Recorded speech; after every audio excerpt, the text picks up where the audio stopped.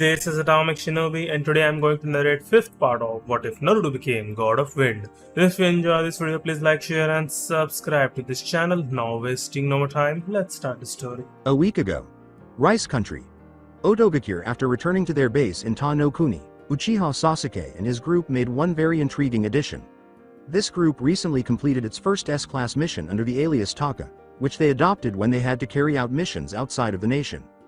Sasuke, the Uchiha Saiyan, was a member of this unique unit. Following the assassination of Orochimaru, the previous leader of the Sound Village, he became the new leader.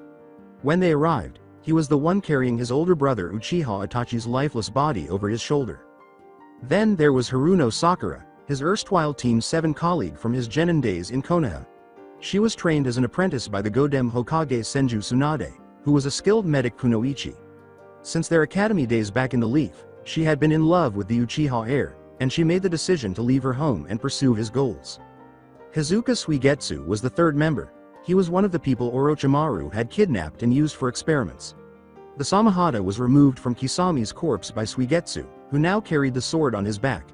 He pursued Sasuke with his own goals in mind, collecting every sword owned by the 7 swordsmen of Kiri in the hopes of one day becoming one. Another kunoichi by the name of Karen was the final member. She appeared to be in a constant state of dispute with Suigetsu, competing with Sakura for the affection of the Raven-haired shinobi while also attempting to win Sasuke over. Although she had served Orochimaru faithfully, the young Uchiha was able to win her affection after saving her from certain death in the second round of their Chunin exams. Yakushi Kabuto, Otogakure's second in command, had welcomed the group. The medic shinobi, right hand to both Sasuke and Orochimaru during his life, was also in charge of carrying out the various experiments that the Snake Sennin had started prior to his death. Otogakure. Retaining cells in the present opening the door, Sasuke entered his base's detention area, which was actually Orochimaru's former holding cell for captured subjects he intended to experiment on. Under Sasuke's leadership, the prison had lost the majority of its inmates when compared to Orochimaru's reign. Many prisoners were freed and offered a spot in the new army that would support the Naidame in his future aspirations following the fall of the Shodem Otokage. There wasn't much of a choice because everyone who declined to enlist was merely placed in the village's research area, where Kabuto was in charge of recruiting new volunteers for his experiments. As he walked into an isolation chamber, Sasuke inquired, "How is he today?" "His body is slowly healing. The damages he sustained were catastrophic. A good thing that Sakura was there to heal the most extensive injuries he had. The techniques she learned from Tsunade are quite impressive," Kabuto stated. "What's the status of your truth serum? Is it fully operational yet?" replied Sasuke. He was mid-sentence in his report when Sasuke yelled, "Yes, Uchiha Sama. It has been tested on subjects of various conditions. You need to know that those with the high mental defenses were the one I had the most troubles with. We can expect your bro." "Don't you dare finishing that sentence. The prisoner has no relation to me and it would be wise for you to remember that," Sasuke shouted. "Of course, Otokage Sama. As I was saying, the patient will most likely resist the effect of the drugs. It will take time to break all his mental blocks, according to the researcher." "What are the drugs' effects on the subjects' bodies and minds afterward?" asked Sasuke. "It really depends on their resistance. The longer a patient resists and the more permanent damage to the brain are to be expected," replied Kabuto. Sakura lunged into the room as the door abruptly opened, gasping for air. Sasuke demanded, "What the hell is wrong with you, Sakura?" Sakura attempted to speak, but it was clear that she was uncomfortable with the unknown visitor. "Why? You have a guest in your office, he?" The Uchiha asked. "Well, what is so special about him?" The kunoichi responded, taking a moment to gather herself. "He's got the Sharingan, Sasuke-kun. I saw it with my own eyes. He was wearing a mask but I saw one of his eyes and it was the Sharingan, I'm positive." When she replied, Sasuke's eyes grew wide, a million thoughts racing through his warped brain. He thought to himself as he left the room to meet this unknown guest, "There's no other Uchiha left besides Itachi and I. Could that be Kakashi?" No, Sakura would have recognized him, so who? Island Turtle. After speaking with Natsuki, Naruto awoke gradually and was still unfamiliar with the room he was sleeping in. After completing his morning routine, he descended the stairs and headed for the kitchen. He was the last one up, just like the day before, since Yugito was eating her breakfast and B was already sitting on the couch trying to think of new rhymes for his songs. The Leaf Jonin asked his 2 friends, "Hello there, Did you guys sleep well? Visibly not quite awake herself, Yugito questioned. How can you be so enthusiastic this early in the morning, Naruto? From his spot on the couch, B questioned. What's with the good mood, Mr. 9? Did something good happen to you last night? Naruto didn't even realize how happy he sounded. Well, happier than usual, anyway. He made the decision to inform his two fellow Jinchuriki members of the most recent events in his personal life. I guess I should tell you guys, since I more or less kidnapped you both as I gave Reikage Gigi false reasons to bring you here with me. Well, I'm engaged. I visited my mindscape for the last time yesterday and Natsuki agreed to marry me once we set her free from the seal. It is my pleasure to invite you both at the wedding and it would mean a lot for me if you could make it, though I still don't know when or where that will be.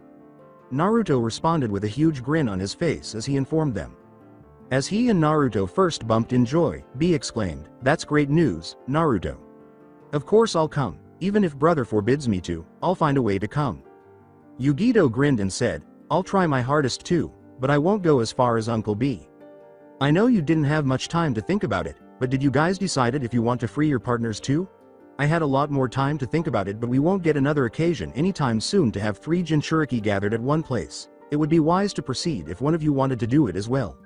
Naruto asked them in a serious new voice. B was the first to respond, and since Naruto had told them about his plan, he had given it a lot of thought. "I carefully thought about it, Naruto. I don't have the same type of relation with Gyuki than you and Natsuki share. As far as I can remember, he and I have always been the best of friends and that's why everyone see me as the perfect Jinchuriki. He is a part of myself and I'm a part of him too. We both came to the conclusion that we don't want to be separated," B responded. Naruto accepted B's decision because he could understand his reasoning. Yugito remained silent during the entire exchange. She had given it some thought as well but had arrived at a different conclusion. "I also took the time to think about it. In Kumo, everyone knew that I was the Jinchuriki for the two-tailed cat. I would lie if I told you that it didn't affect the relations or potential relations I could have with the rest of the population. While we are on friendly terms today with Matabi, that hasn't always been the case and I don't even know if it has a gender. If you can find a way to bypass my seal, I would like to try the unsealing," Yugito continued. Naruto and B were also aware of her motivations, and B had always known that despite being his brother's cherished daughter, she had experienced loneliness and isolation throughout her childhood. He was relieved that she might, for once, be able to find happiness in her life. Naruto nodded to B and Yugito, saying, "I understand both of your decisions and I'll do my best to help you after this, Yugito." After Naruto finished his breakfast, the 3 of them went to the room they had ready for the unsealing. B had informed Naruto that the enormous cave was intended to hold Biju in the event that their host was unable to control their power.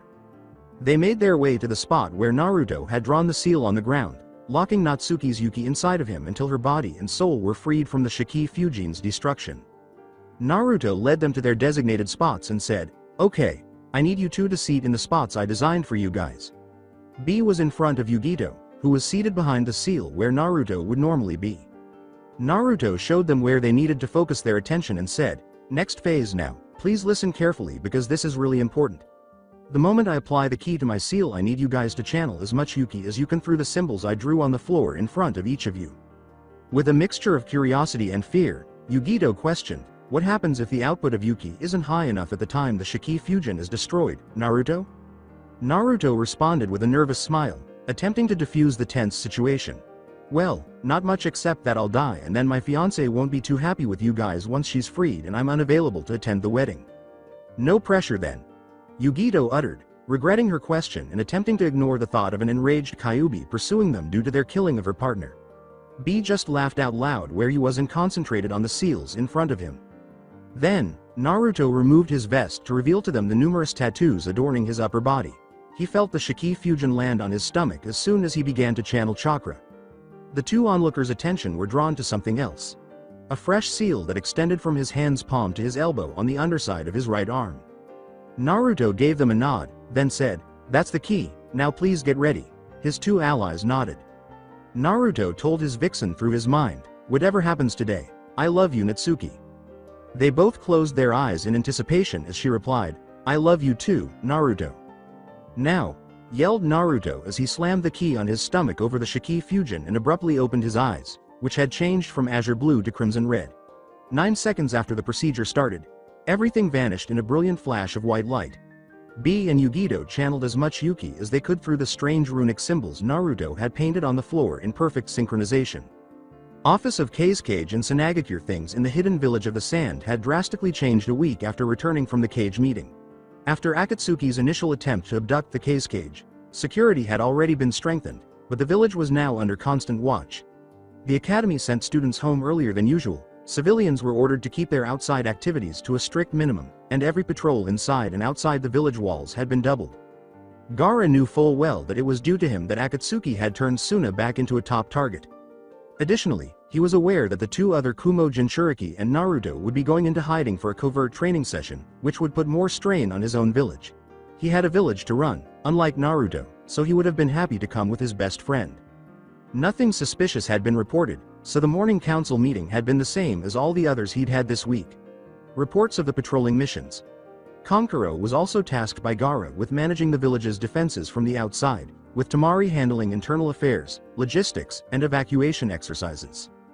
Desert. Sanagakure's periphery three shadow figures, all dressed in the Akatsuki robes, were making their way slowly toward Sanagakure.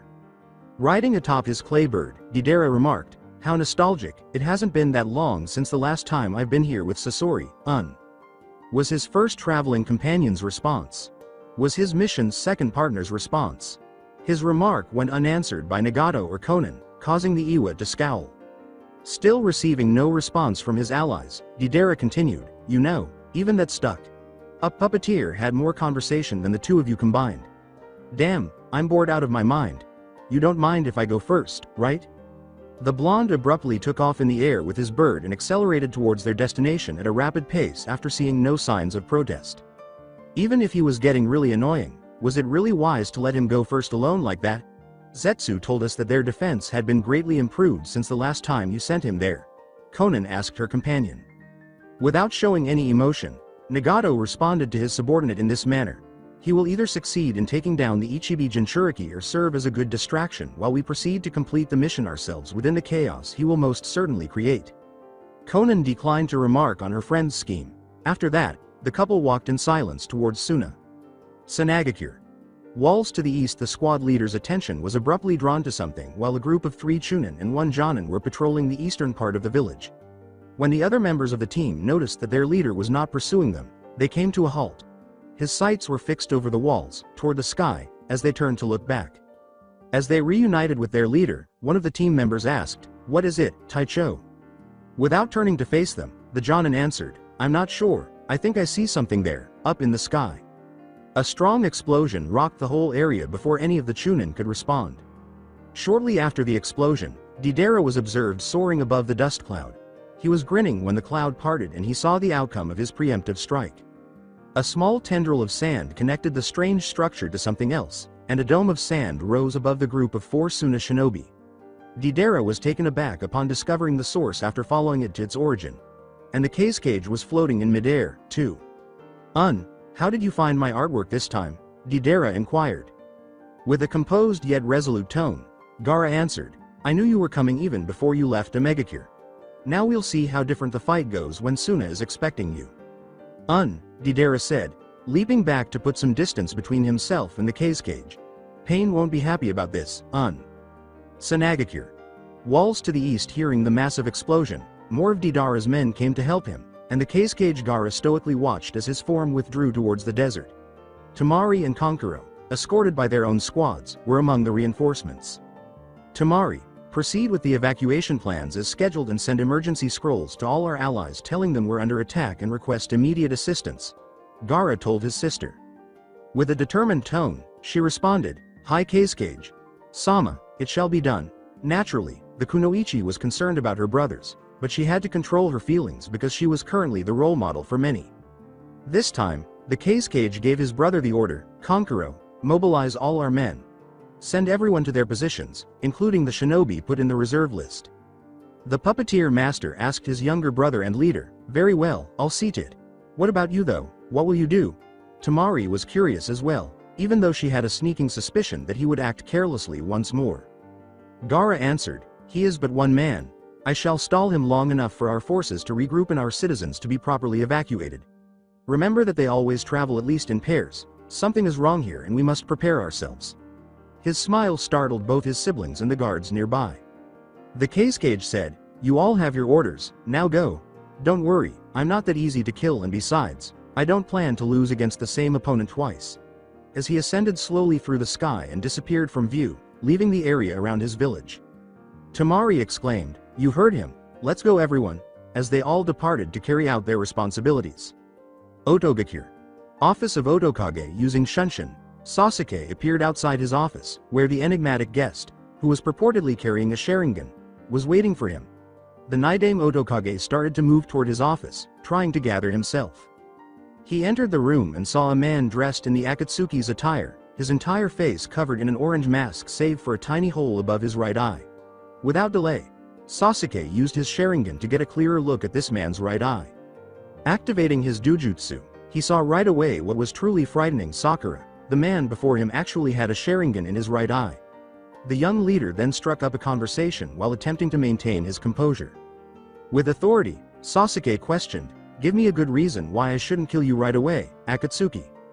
The man in front of him said calmly, "I didn't come here to fight. Even if you wanted to kill me, you aren't strong enough right now."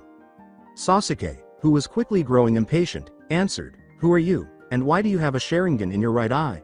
I should be the only one left with Itachi and Kakashi to have it, and you're neither of them."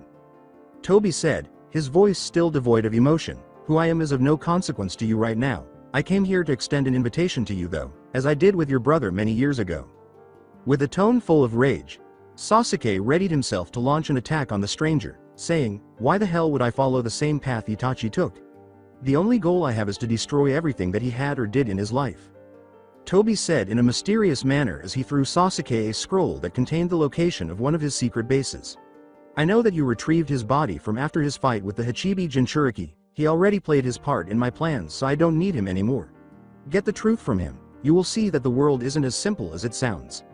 Then come and find me when the light leaves your world and everything turns into endless darkness," Tobi said. Then, in front of the Naidame Otokage, the masked member of Akatsuki used a space-time ninjutsu, disappearing into thin air right in front of Sasuke's stunned eyes. Sasuke said, "Very well, I will get the truth from Itachi." To no one in specific. He didn't care about the meeting because he had always intended to learn the real story of Itachi's murderous rampage that fateful night. That of his loving brother turning against their clan. Why he was picked to be the only survivor of the massacre. Why not his parents or mother, was the question that finally killed him. Returning to the confinement area, Sasuke was more determined than ever to find the answers to his questions. Sanagakure. Directly beyond the walls with a great deal of chakra, charged sand accumulating around his body, Gaara wasted no time in attacking Deidara, using hand signals. He called, "Renden Suna Shigur," as the sand he was gathering from the desert below him and his gourd transformed into shuriken. Then he began to rain them down on Deidara, shooting the sand projectiles with lethal accuracy and speed. While deftly dodging Gaara's blows, Deidara hatched a battle plan. "He can float in the air like me, so my C2 landmine strategy won't work against him. I wouldn't even be able to evade his attacks if I took my dragon out now, so let's go with the C1 for the time being." Not wanting to waste chakra aimlessly, the Kage stopped his sand bullet barrage attack when he realized it was ineffective. Nevertheless, Deidara abruptly turned around and charged back towards the village rather than fleeing. Gaara swore to himself as he realized his opponent's strategy. The missing nin was going to hold the village hostage to restrict the range and movement of his target. Gaara tried to catch up to Deidara in pursuit, but the blonde moved much more quickly than he did. "Well, he's falling right into my trap. Let's see how you handle this," Deidara thought to himself as he began to absorb clay from his palms and then shaped tiny spider-like creatures out of it. When something caught Gaara's eye while he was still trailing behind Deidara, his sand shield instantly responded to stop a foreign object that was flying in his direction.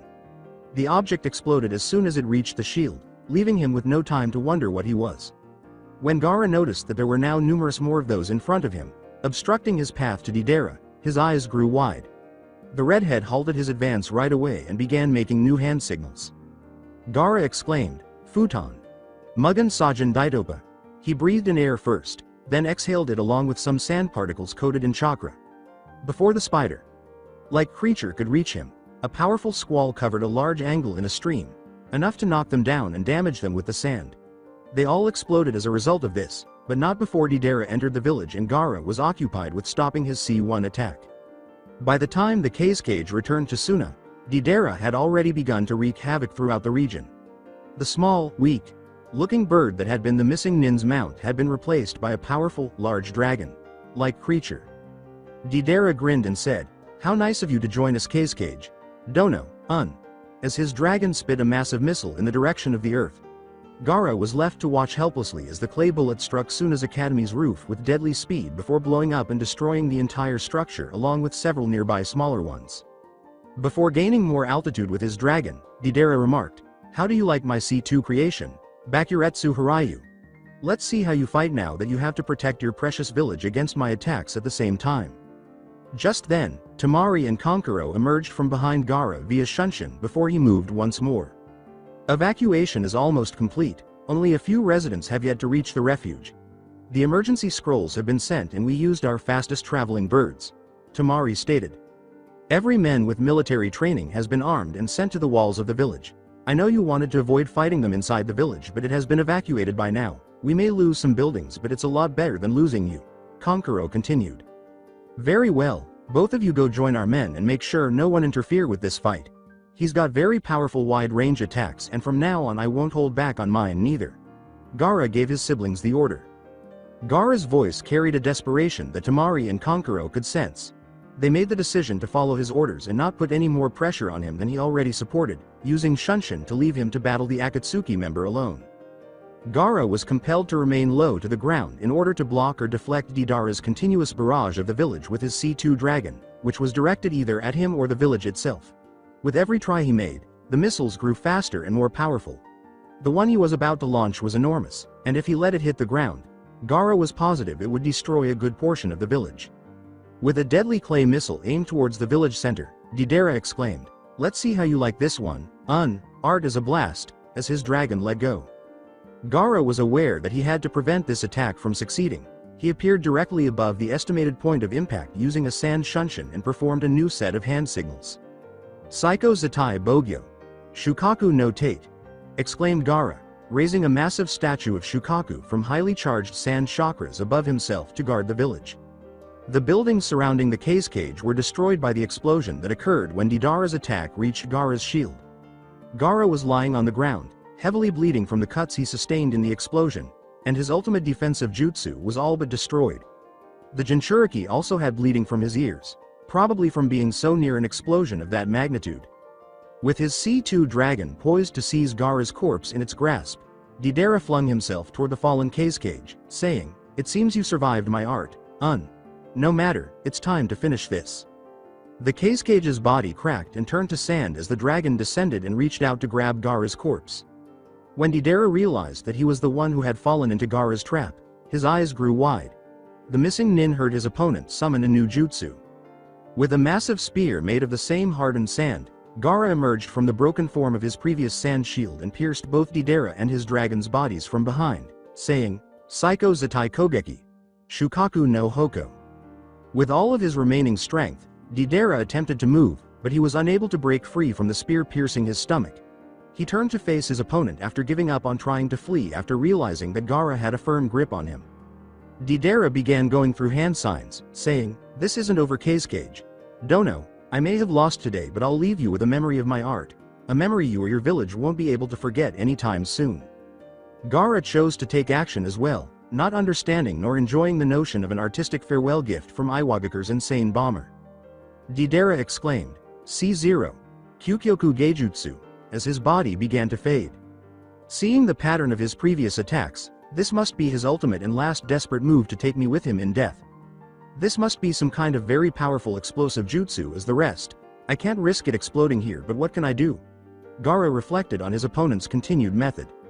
"Sabaku. Sotaizo," exclaimed Gaara as he imprisoned the quickly developing Deidara form within a pyramid-shaped sand structure made primarily of highly concentrated sand. Then the case cage summoned another jutsu and made more hand signals. "Gokusa Meso," he exclaimed as the pyramid's foundation gave way and sank at 200 meters below the surface. Using his last remaining chakra, Gaara filled the ground in preparation for Deidara's jutsu. Everyone in the village was able to sense the explosion's force a short while later. Gaara found it strange that Sanagakure was trembling due to Deidara's final move. The strength of the vibrations caused numerous buildings, roads, and other structures to collapse, giving the impression that they were experiencing an earthquake. Gaara saw complete chaos in his village when the shaking eventually stopped. Thinking of what might have happened if he hadn't used his jutsu to bury the threat, all he could do was shiver in terror.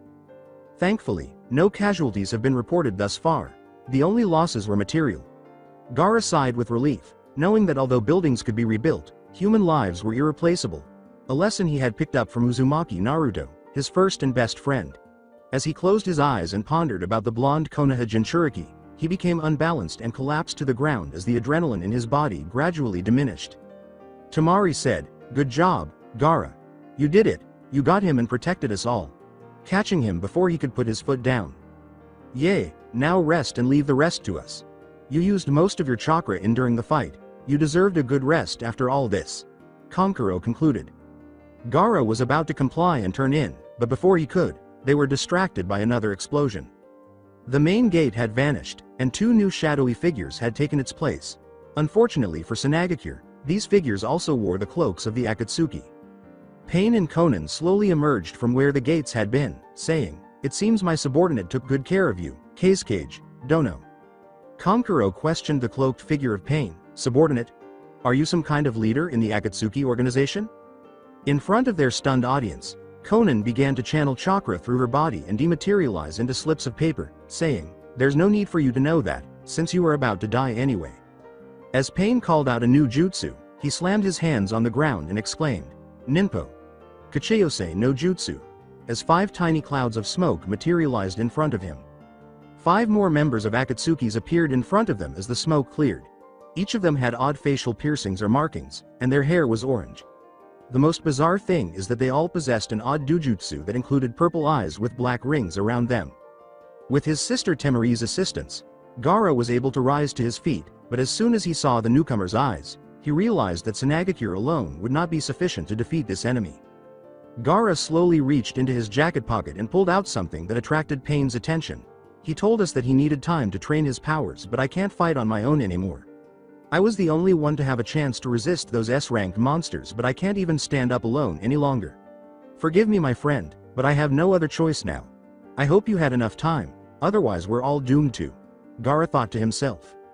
When the god of Omegakure realized what the Cage was going to do, he sent one of his men against Gaara right away, but it was already too late. To evade Pain's attack, the red-headed Jinchuriki was able to toss the object he was holding into the sky before Tamari tackled him to the ground. Gaara smiled and slowly closed his eyes as a white light suddenly blinded everyone nearby, just as Tamari and Gaara touched the ground. Sanagakure's main gate, both invaders and defenders, simply froze as the flashing light burst across the battlefield. Out of all of them, only 3 were truly aware of what had just occurred in front of them when Gaara's object fell back down and embedded itself in the sand, reclaiming the ground.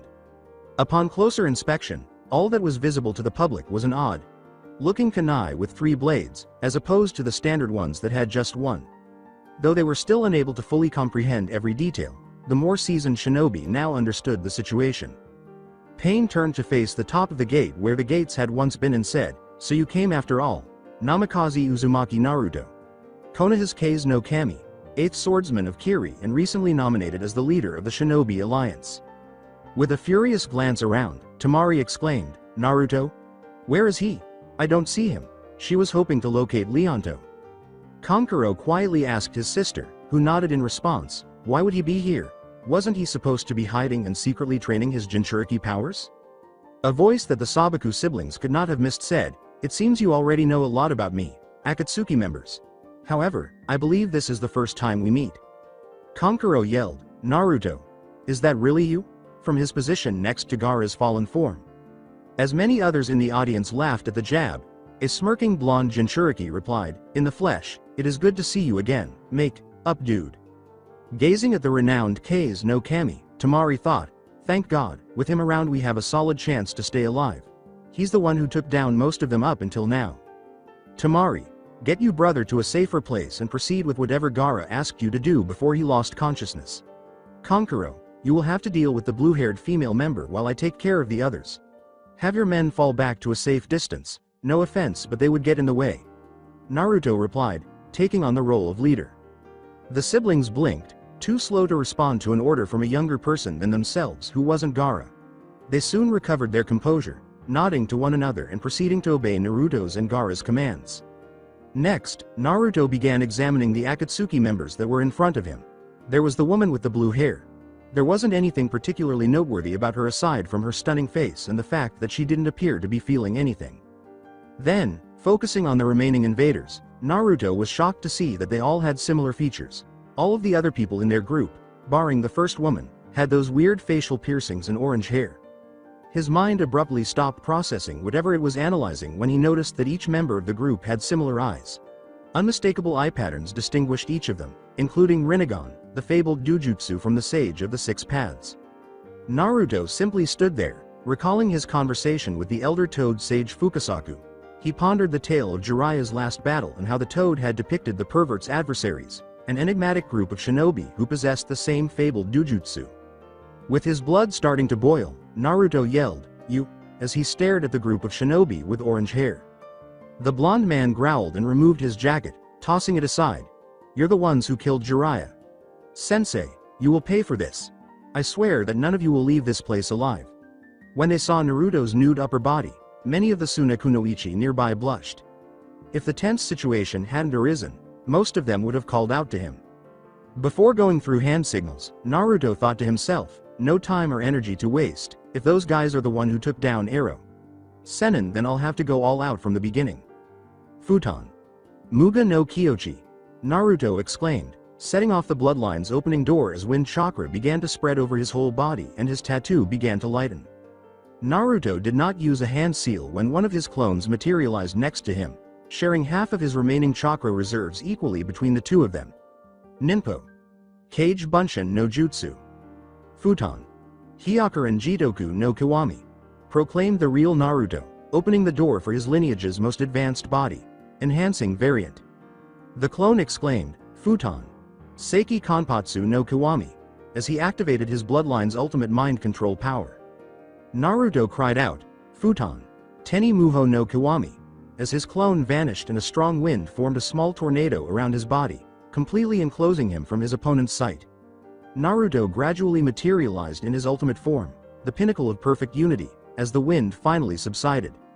Pain's monotonous voice said, "Such power, truly a shame that we couldn't understand each other while studying under the same sensei," setting up his blonde target for the anticipated shocked response because Naruto didn't appear to be aware of their shared connection through Jiraiya. Otogakure.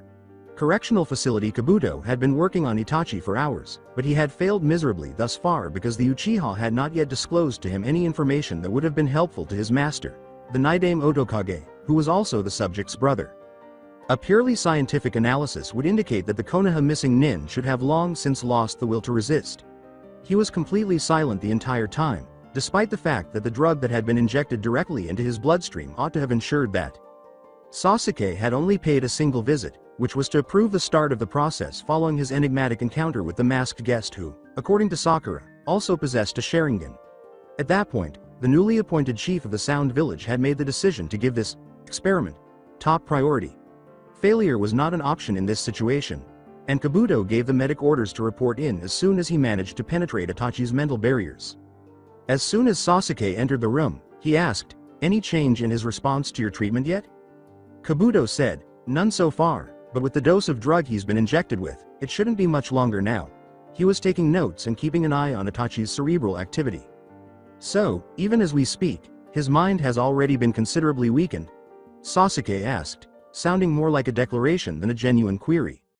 Speaking obviously of Sasuke's mastery over his Sharingan, Kabuto said, "Yes, I believe that with your unique way of interrogating people, you should be able to force him to reveal to you whatever you are looking for." Sasuke stepped in front of his brother and said, "Very well, let's see what he hides in that mind of his." Sitting in front of his older brother, the younger Uchiha channeled chakra through his eyes to display his fully developed Sharingan. As Kabuto went to check on the machine that was recording Itachi's vitals, Sasuke said, "Now Itachi, tell me about the night when the massacre took place." Sanagakure's main gate, not even Konan, nor any of the Suna forces, dared to move during the battle between Naruto and Pain. They were listening to the young leader of the entire Shinobi Alliance and the apparent leader of the Akatsuki organization in complete silence. Demanding to hear the word, "Sensei," Naruto said, "What did you just say?" I think I heard wrong when you mentioned Jiraiya, sensei. I was once a student of Jiraiya too. That makes us fellow students. You should be able to understand my actions. Everything is for the sake of peace. Pain responded.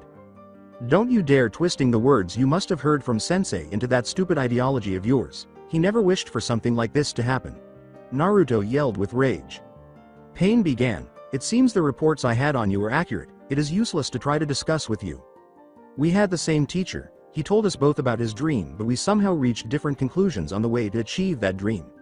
Then he silently gave the order for his men to attack. Asura Path versus Naruto. The first of the 6 shinobi to fight Naruto was the one with a mechanical body. He was able to move quickly and split his body into separate parts to launch an attack thanks to some sort of propulsion device. The blonde was adept at dodging all attempts to get close to him, but he struggled just as much to hit his opponent. The other 5 did nothing but stand there staring at them with their Jutsu activated for the duration of the situation. Once again, his opponent blocked a hit that was aimed at him in a blind spot. How the hell can he evade my hits? No one should be on par with me when I'm in this form. Does his eyes have prediction abilities like the Sharingan too? Naruto wondered. Then, as the wind gradually increased, the sand that had covered the whole place began to project into the air around them. When they started fighting again, Naruto noticed that it was oddly simpler to land a punch or a kick this time. That's strange. Is he already tired or did something change? His reaction time is a bit slower than earlier. The only difference with the previous encounter is this light sandstorm. Analyzed the brunette. His eyes grew wide as he realized at last some of his opponent's skills. He was able to conceal their location from the other members of the Akatsuki members group by slightly increasing the amount of wind chakra emanating from his body. He then pulled out his katana and charged at his adversary once more. The outcome was immediate. He utterly controlled the battle this time and quickly severed his first opponent's head with a single blow to the head. I was right. They somehow had the ability to inform him of my movements with that Jutsu to cover for his blind spots. The probability for one person to possess the legendary Rinnegan is ridiculously low, so for the 6 of them to have it is downright impossible. That means this is most likely some kind of puppetry jutsu, and only one of them with those eyes is in control of the rest of them. These were the conclusions that Naruto reached following his initial encounter with Pain. His thoughts were cut short when 2 additional Rinnegan wielders charged towards him. Animal vs. Naruto, Preta Path. Suddenly, the lone female puppet from those weird Rinnegan figures stopped a safe distance away from him, and the other one, trailing behind her, stood right in front of her. She continued with hand signals, which Naruto recognized right away and began to execute from his position in the exact same order. Ninpo. Kachiyose no Jutsu. Both of them exclaimed, slamming their hands to the floor. From the outside, Naruto appeared to have simply applied some sort of Sharingan power to decipher, replicate, and then apply a jutsu that he had just witnessed being used in front of him. The truth is that he had practiced that jutsu so frequently in the past that it came naturally to him to recognize those hand signs. He just took the initiative to call forth his own summon, unwilling to be overpowered by whatever his opponent was about to summon. As the puppet master and a good number of Suna shinobi had stayed close to them thus far, Naruto said to Kankuro, clear the area on your men, this is about to get ugly. Konan also used this as an opportunity to regress behind the other members of their group who had not yet joined the battle. Even so, Pain was able to catch the blonde off guard when, from the smoke created by the Kachiyose techniques, 3 summonses, a dog, a bull, and a rhinoceros, emerge. All of them were large, at least as large as Gamabunta or Ruo. The most intriguing detail was that the summons also caused their eyes to become Rinnegan. Ruo, the Dragon King, was the one that Naruto had only called forth. While he was still in a strong position, he channeled more chakra into his palms and called in more allies to level the playing field. Suddenly, 2 more dragons materialized next to Ruo. Naruto's favorite summon, the fire dragon Hiryu, was on his right. Another dragon, which Naruto had never summoned before, stood on the left. It was covered in ice, and the temperature difference between him and the surrounding air was so great that steam was rising from the creature's body. What did you do this time, Naruto? Ruo inquired, seeming a little miffed at only being called upon for those dire circumstances of late. It's been a while, Naruto. Sama. You seem to have grown a lot stronger since the last time we met. Hiryu replied with respect. The final one was said with an equally respectful tone, greetings, Naruto. Sama. I am Hiranmaru, an ice dragon, and it is an honor to finally meet you. He pointed to the female Rinnegan member and said, it's nice to see you all, I'm sorry, this isn't a social call, but I request your assistance. That one just summoned 3 boss-size summons and I'd really appreciate a little bit of help out there. Oh, it's been ages since the last time I saw those eyes. Very well, Naruto, we'll help you. The most effective way to win this is to take out the summoner. That should send those things back to their realms.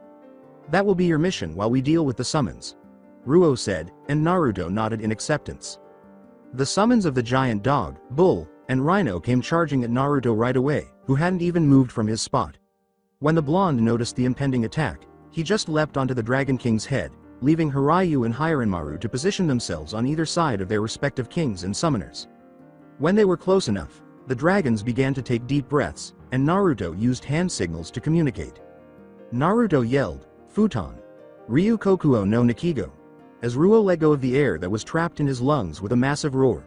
This sound, along with Naruto's control over wind, transformed into a massive sound attack that went straight after the summoning creature's hearing systems.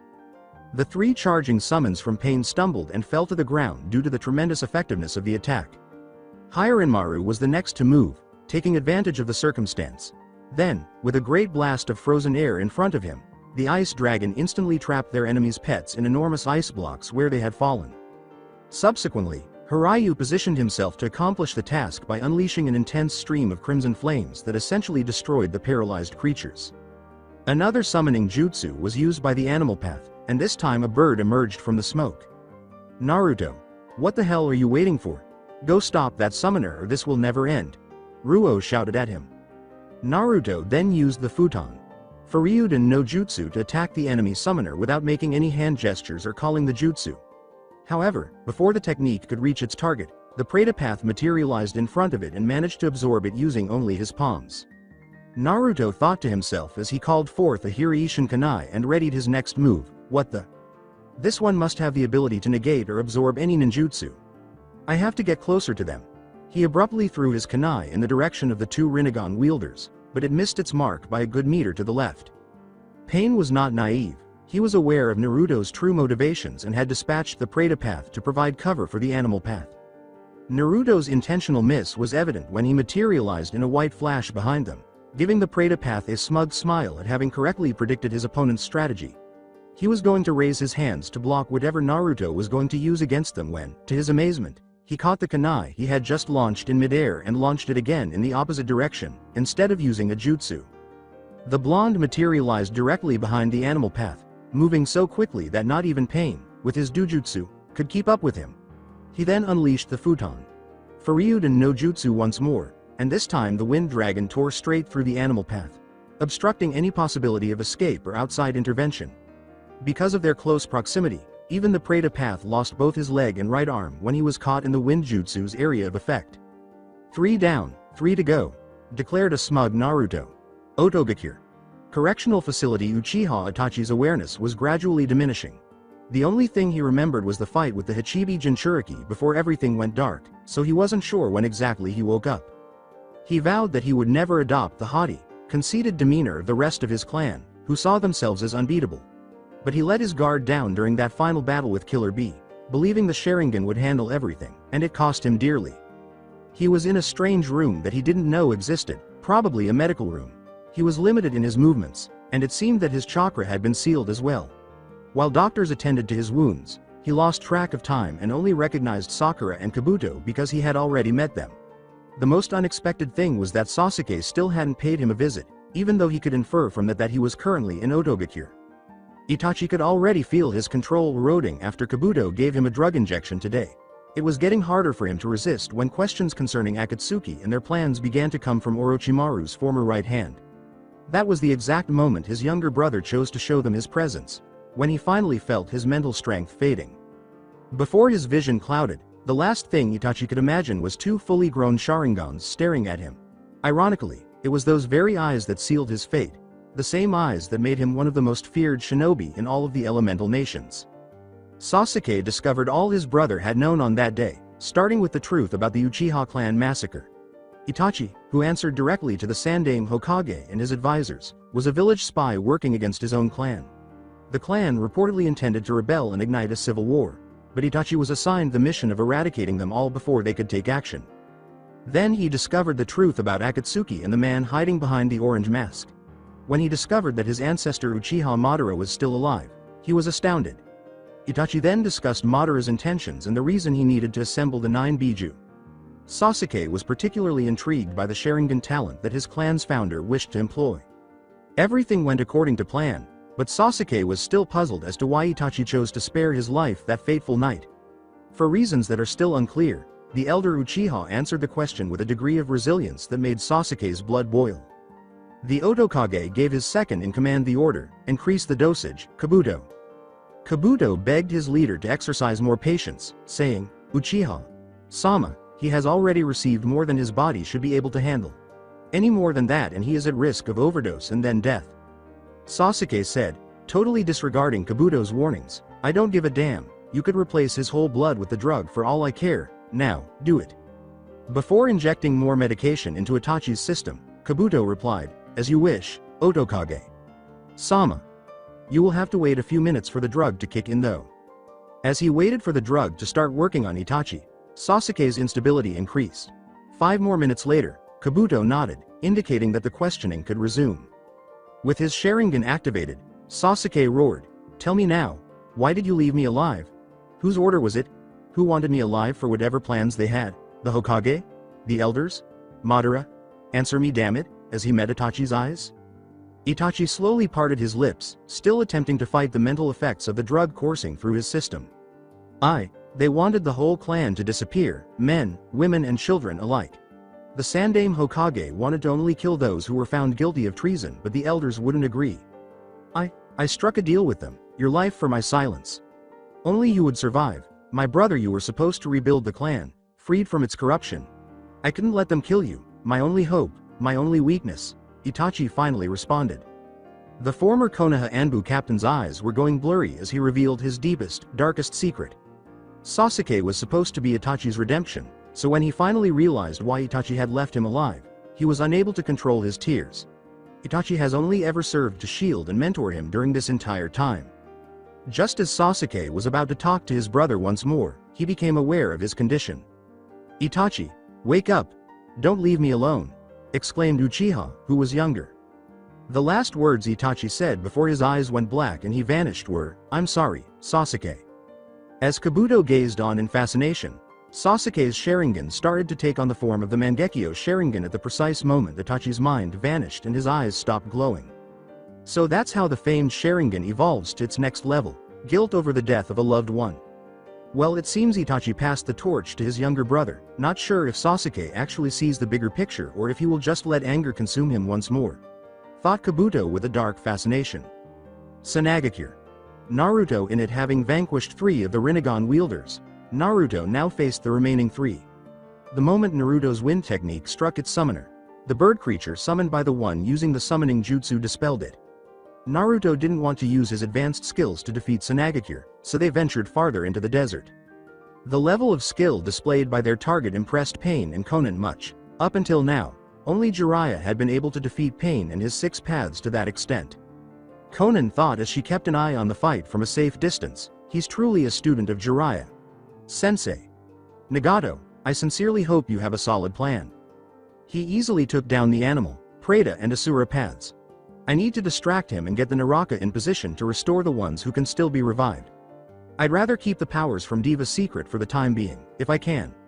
Pain considered the circumstances and his various choices. But before he could come up with a suitable plan, Naruto had already anticipated their group's needs and hurled a Rasen Shuriken in their direction. He was no longer able to deflect the deadly chakra sphere since it had already reached them in the absence of the Preta path. Pain had to give up the human path since he did not have enough time to escape.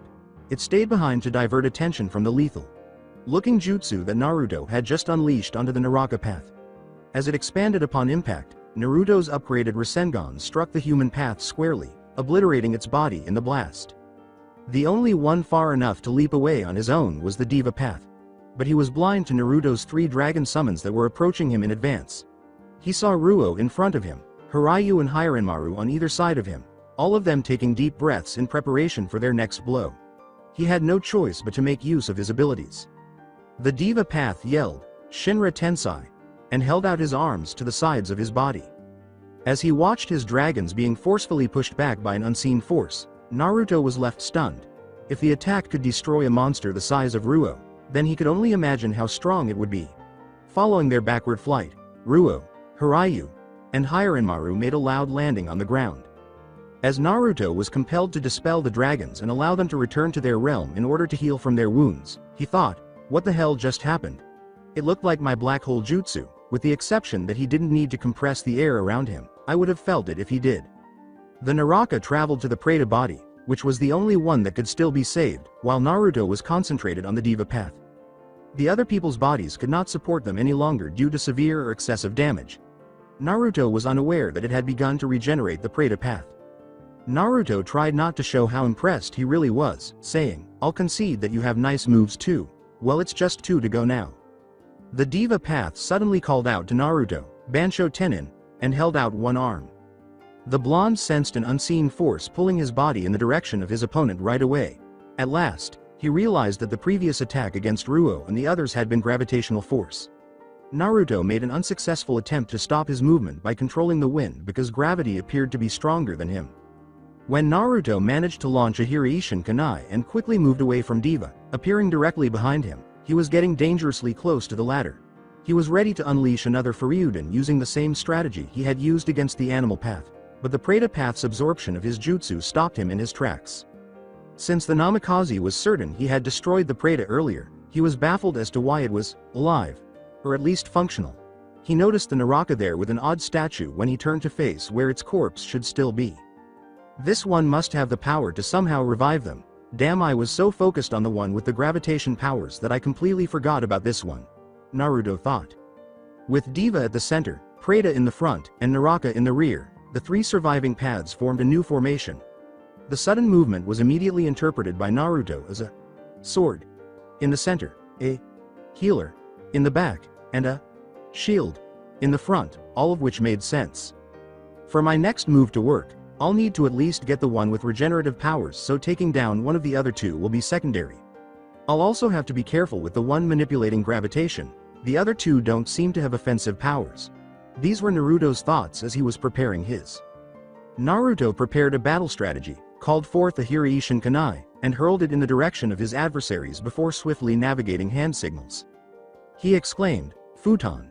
Hiraishin Tatsumaki no Jutsu. As the Hiraishin Kunai unexpectedly multiplied to create 50 copies.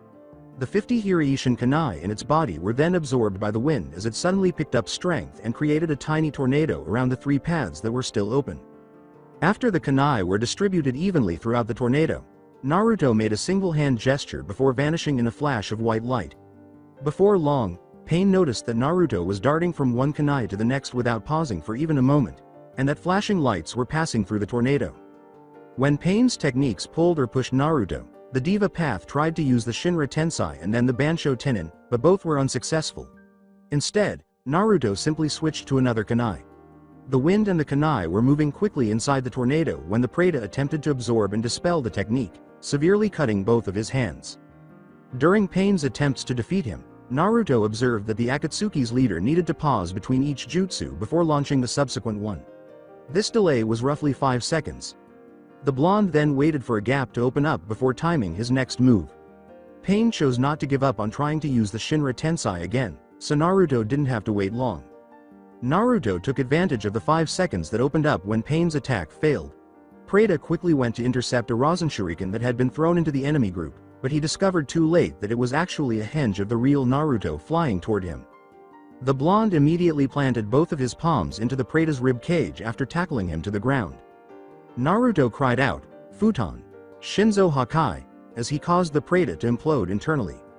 Without delay, he rose to his feet, took out his katana, and swung it in Diva's direction, who was still unable to use any jutsu.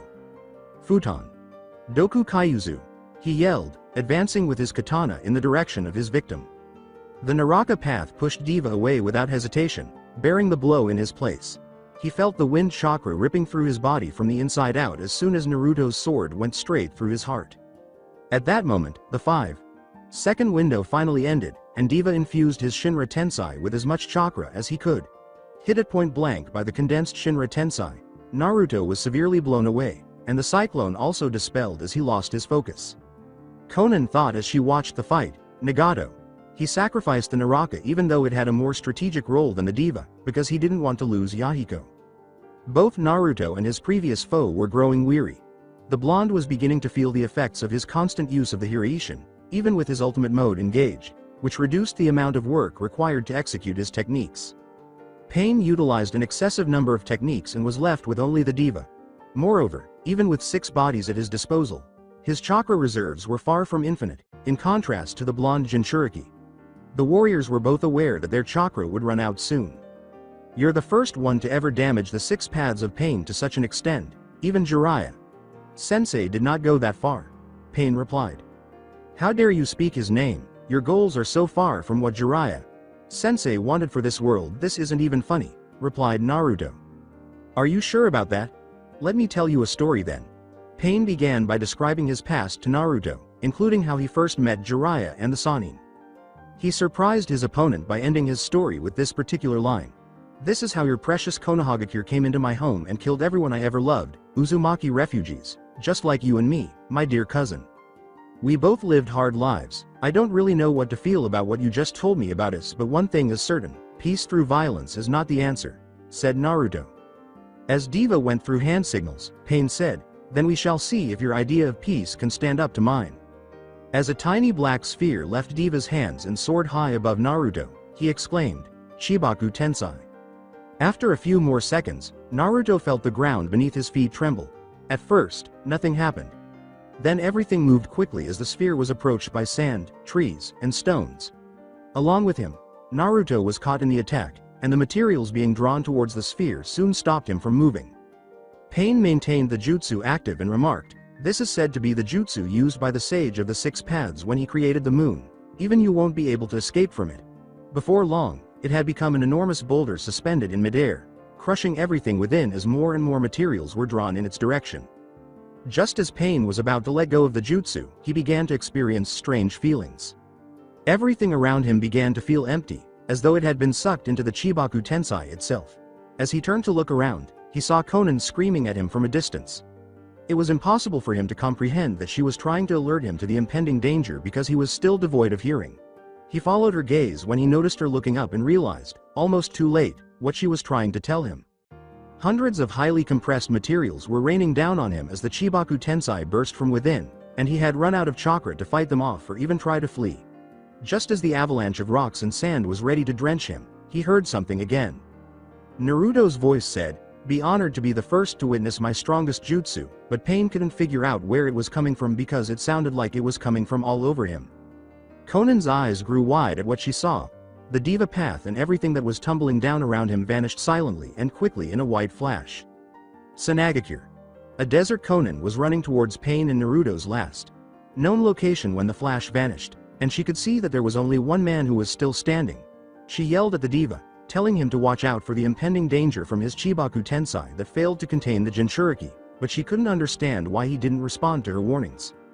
When she finally arrived at Naruto's position, the lone kunoichi of the Akatsuki begged him to stop hurting him anymore. The blonde was ready to dispatch the diva by chopping off his head, but he hesitated upon hearing her voice. Pain answered through the diva, it's all right, Konan. You need to escape, he shouldn't have enough chakra left to chase after you. The final path lay on the floor, all of his chakra depleted and his body covered in cuts. Why the sudden attachment to this one in particular? Aren't those guys just puppets for you to move as you please? Asked Naruto, shocked that Konan would approach him so closely after what she had seen of their fight. This body comes from my former partner and best friend Yahiko. He died to protect the both of us, and that's the reason why it is really precious to us, Pain stated to him. I see, I somehow knew those bodies were controlled like puppets. I wasn't sure if the one controlling them was among the 6 of them though. Fine, I'll leave it alone for now if you agree to meet with me, face to face, replied Naruto. As he finally stopped moving because he had used up all of his chakra reserves, the diva said, bring him to me Konan, I will explain everything when you get there. Konan was forced to lead Naruto to their chosen hideout before confronting Sanagakure because she truly didn't want to lose the diva body. After carefully removing all of the diva's chakra, conducting devices from its body, Naruto allowed Konan to take it away. After fully recovering the body with a paper ability, the kunoichi headed towards the hideout, Naruto following closely behind with his katana drawn and prepared to strike if he saw any traps. Before long, The group arrived at a small cave, its entrance concealed by a thin layer of genjutsu. Naruto let the diva out of the house and followed Conan inside first. When Uzumaki Naruto entered the cave, Pain remarked, "We finally meet face to face, Uzumaki Naruto." Back in his Konoha compound, Naruto saw a man who resembled the pictures he had seen of his mother, with red hair and purple eyes. He was perched on an odd throne, and several black poles protruded from his back. Since the other bodies from the paths also had these devices all over their bodies, it made him think of those as well. With his guard still up, Naruto said, "So that's how you were controlling those puppets of yours during our fight. Who are you really and why did you call me your cousin?" "My name is Uzumaki Nagato. My parents like your mother came from Uzushiogakure, home of the Uzumaki clan. After the war, my parents chose to flee towards Omegakure while your mother obviously chose Konoha instead," replied Nagato. Naruto asked his cousin, "Why are you with Akatsuki and also what do you seek the Biju for?" in an attempt to learn more about his background and how he came to be the head of Akatsuki. "Let me tell you how Akatsuki came to be and then you will give me an answer about how your ideal of peace compares to mine," Nagato said. Naruto was then told the tale of Uzumaki's life by the elder. Since Nagato had already mentioned that some Konoha shinobi had killed his family, he started at the beginning of Akatsuki's life. He, Conan, and Yahiko were the only war orphans who initially made up the group. Before they encountered the Leaf once more, they succeeded in completing a number of missions.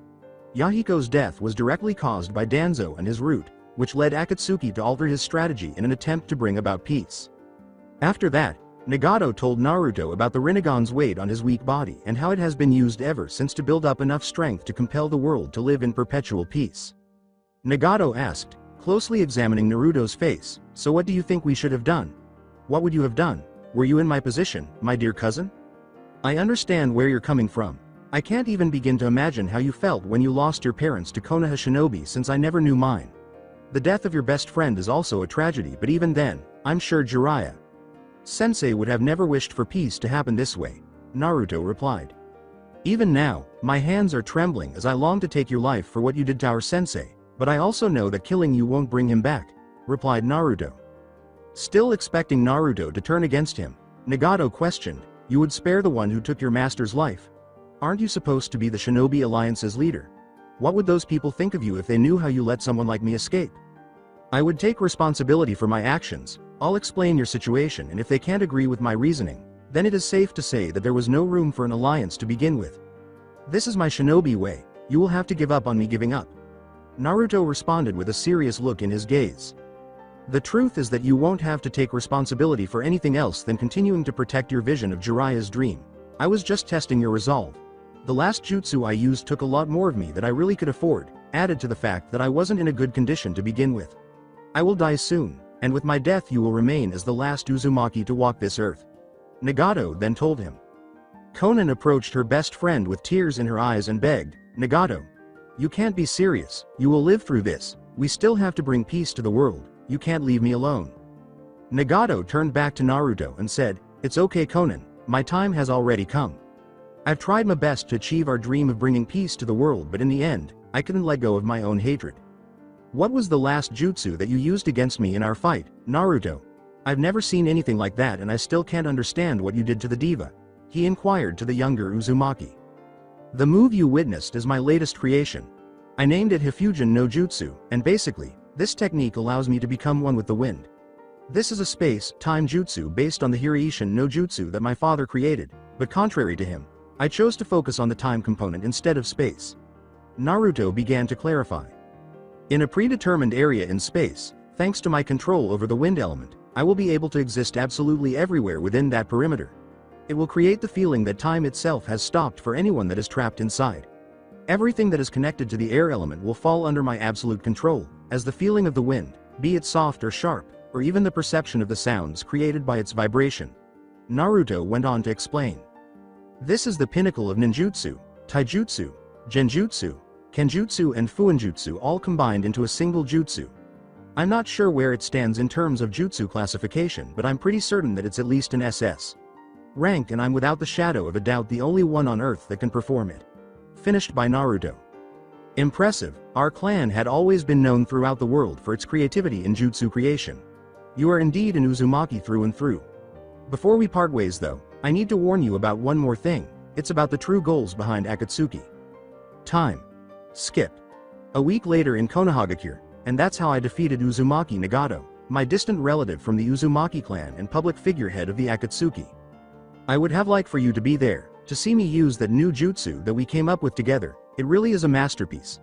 Nagato warned me about the true ambitions behind the Akatsuki organization, what they seek to achieve by gathering all the Biju. How I wish you would tell me what to do in this situation, Naruto replied. He had vanquished Nagato in their second attempt to kidnap Gaara a week prior, shortly after informing Naruto about Akatsuki and giving his last words to Konan. The elder Uzumaki passed away. After that, the Kunoichi made the decision to leave the group and vanished along with Yahiko and Nagato's bodies. After speaking with Gaara, Naruto had then gone back to Sunagakure, where he spent just one night before departing once more and eventually returning to Konoha.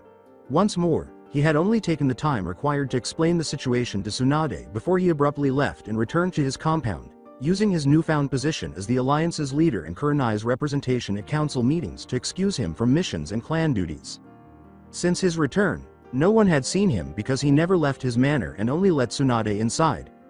The Hokage told his friends that he had a personal matter to attend to and that he would see them again after he was through questioning them about it. At the moment, Naruto was sitting in a chair in a corner of the Namikaze compound's master bedroom. He was conversing softly with another person in the space. It was getting dark and the lights were out, so it was difficult to see who he was talking to. The room finally became illuminated by the moonlight, revealing a woman's figure lying on the bed. Natsuki, the love of his life, was hidden beneath the covers, revealing only her face. Naruto then paused his story to reflect on how things transpired in that particular scenario. Turtle Island. Day of the unsealing flashback. The young man's stomach was slowly losing the Shiki fusion as Killer Bee and Yugito were pouring as much Yuki as they could into the elaborate seals that Naruto had painted on the floor. He was crouching down with a Yuki cloak covering his entire body. The pain was excruciating, and he had to use every last bit of energy he had to stay conscious until the procedure was finished.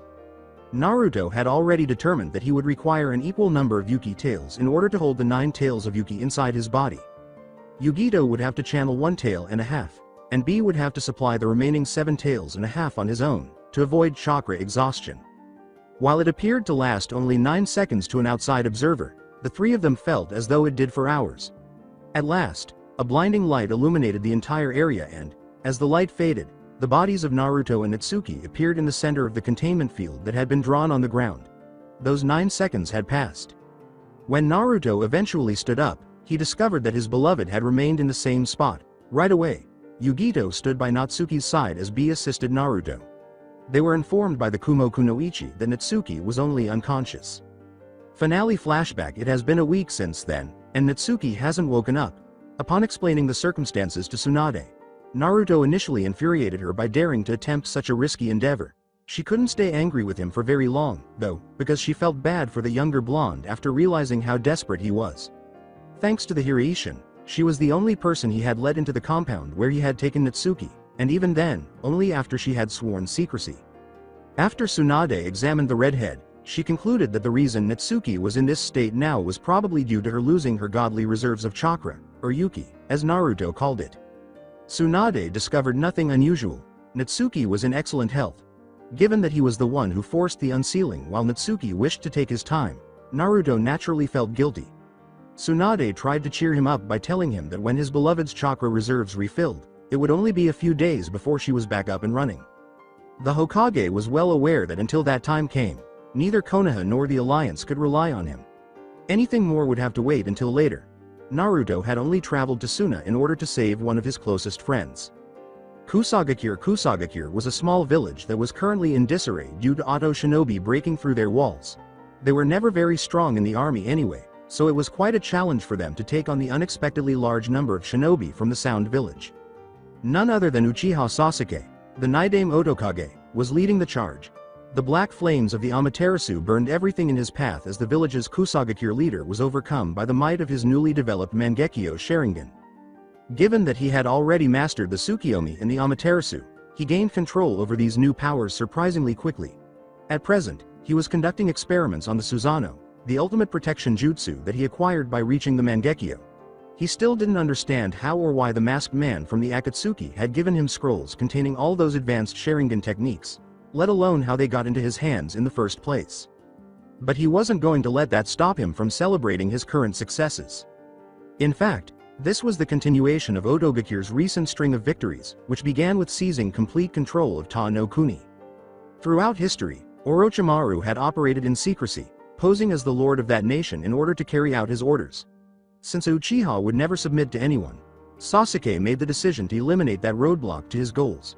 Subsequently, he directed his gaze towards the adjacent villages of Takigakure and subsequently Kusagakure, the current location of his army. As per usual, Guren strongly supported Kabuto's selection to lead Otogakure in his absence. Yukimaru, also known as Subject Y, was kept in a covert laboratory under heavy sedated conditions by Sasuke as her adopted son or younger brother, in order to maintain her allegiance to her master. It's interesting to note that Sakura was picked to stay in Takigakure after it was overrun. In reality, the medic Kunoichi was tasked with turning the ethereal hero water into a material that would enable Sasuke to forge an army of chakra powerhouses. Naturally, prior to that, she would have to examine it and change its composition into something less dangerous, even though the power boost it provided was marginally less. Sasuke also ordered Jugo and Kimimaro, formerly known as Subject X, to remain in the nation to ensure he maintained a firm grip on power. Jugo was the original source of Orochimaru's curse seal and only agreed to follow Kimimaro, but Kimimaro had grown quite attached to his savior Sakura, almost to the point of worshipping her. Karen and Suigetsu were the ones who were currently traveling with Sasuke. As Suigetsu was just accompanying Karen to irritate her, the redhead had hopped to go on this little adventure with her beloved raven-haired leader alone.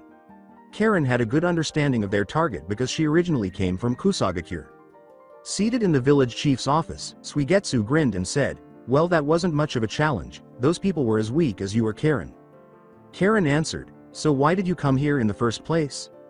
Sasuke effectively silenced them both by saying, "Will you two shut the hell up? I'm a bit tired from using this new move so much. Give me some water, Karen," and then Karen went to get him a glass of water. They watched in shock as he dropped the glass she had just handed him.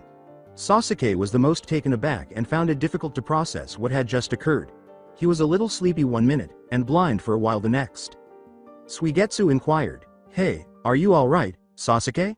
Sasuke answered, "I'm fine, mind your own business." As his sight gradually returned, the Otokage thought, "It seems using those eyes isn't as safe as I thought. I may need to give that man's proposal more thought after all." Konohagakure. Office of Hokage Tsunade had stopped by Naruto and his new fiancé before heading to her office, where she was going through her daily pile of paperwork.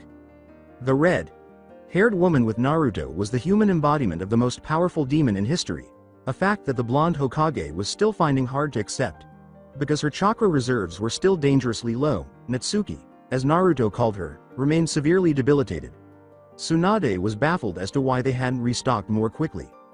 Using her denied seal, she was going through yet another pointless marriage proposal for the Namikaze clan head, not even bothering to read the contents.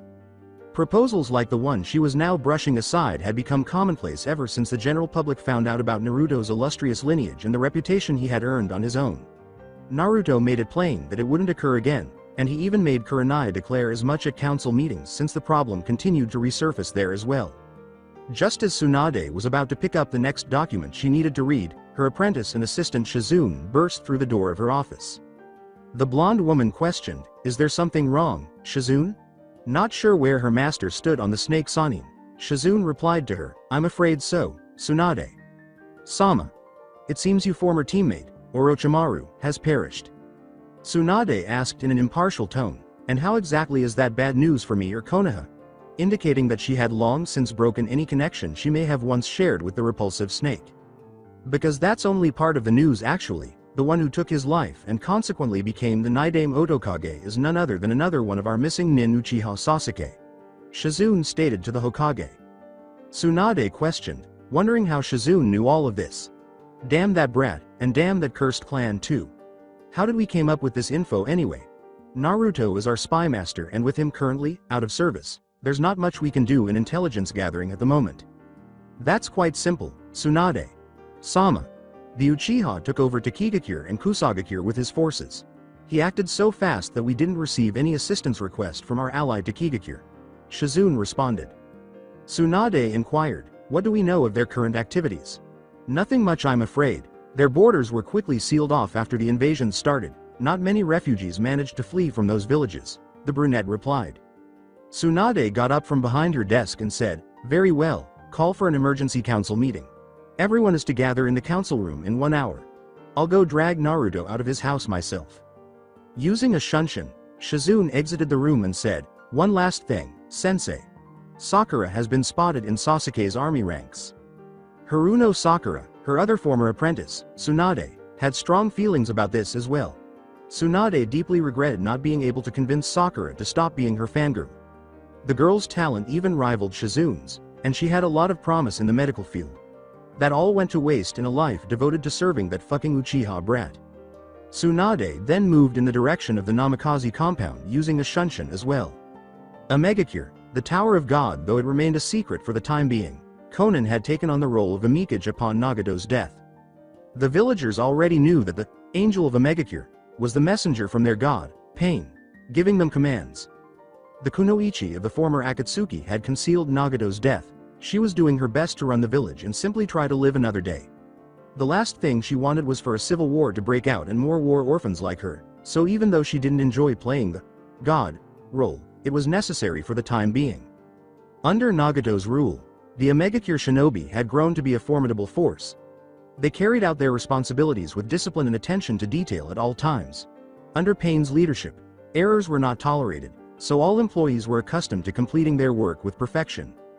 Then, judging by his anxious demeanor, a Jonin came into her office bearing some important news.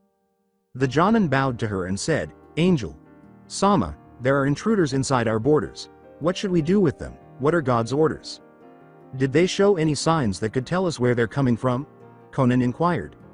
"Their headbands indicate that they hail from Otogakure, Angel Sama," the Jonin replied. "Very well, intercept and detain for interrogation, Captain," replied Conan. "As you command," the man uttered before he departed to obey her commands. Despite her outward composure, Conan was incredibly worried about the security of her people. Since she was a war orphan herself, she didn't want any other child to experience childhood during a time of conflict. She made an effort to control her feelings so as not to incite fear in the populace, and she then began to evaluate the circumstances. The news that Otto had invaded all the way to a Megacure was rather unusual, and Conan briefly pondered how they had crossed every country that stood in their way of a Megacure and Ta no Kuni. That's when it clicked for her. They weren't the first to be attacked. Since the only other route was to pass through Hai no Kuni and incur Konohagakure's wrath, the Angel of Aim even correctly surmised that Sasuke and his forces had to pass through Takigakure and Kusagakure before reaching their borders. Rain Country's boundaries right now, Sasuke and his men were moving quickly through the rain toward a Megacure, also known as the land where it never stops raining. Suigetsu escorted him since Karen was picked to stay in Kusagakure. When Sasuke had told the reed head to wait behind while he and Suigetsu went, she had not been overjoyed. The most sensible option was the specialist in Kenjutsu in Sweden because they would be fighting in an area with a lot of water. Sasuke's plans had only one flaw thus far. Every time he moved on to a new target, he had to abandon part of his army and captains. Since their objectives have thus far been minor villages and they have solid intelligence on them each time, it has not really been a problem up until now. While Karen knew Kusagakure like the back of her hand, he had only ever been to Takigakure once in his genin days. Nevertheless, aim would be a little different because they knew nothing about that village. Sasuke continued to have faith in his abilities.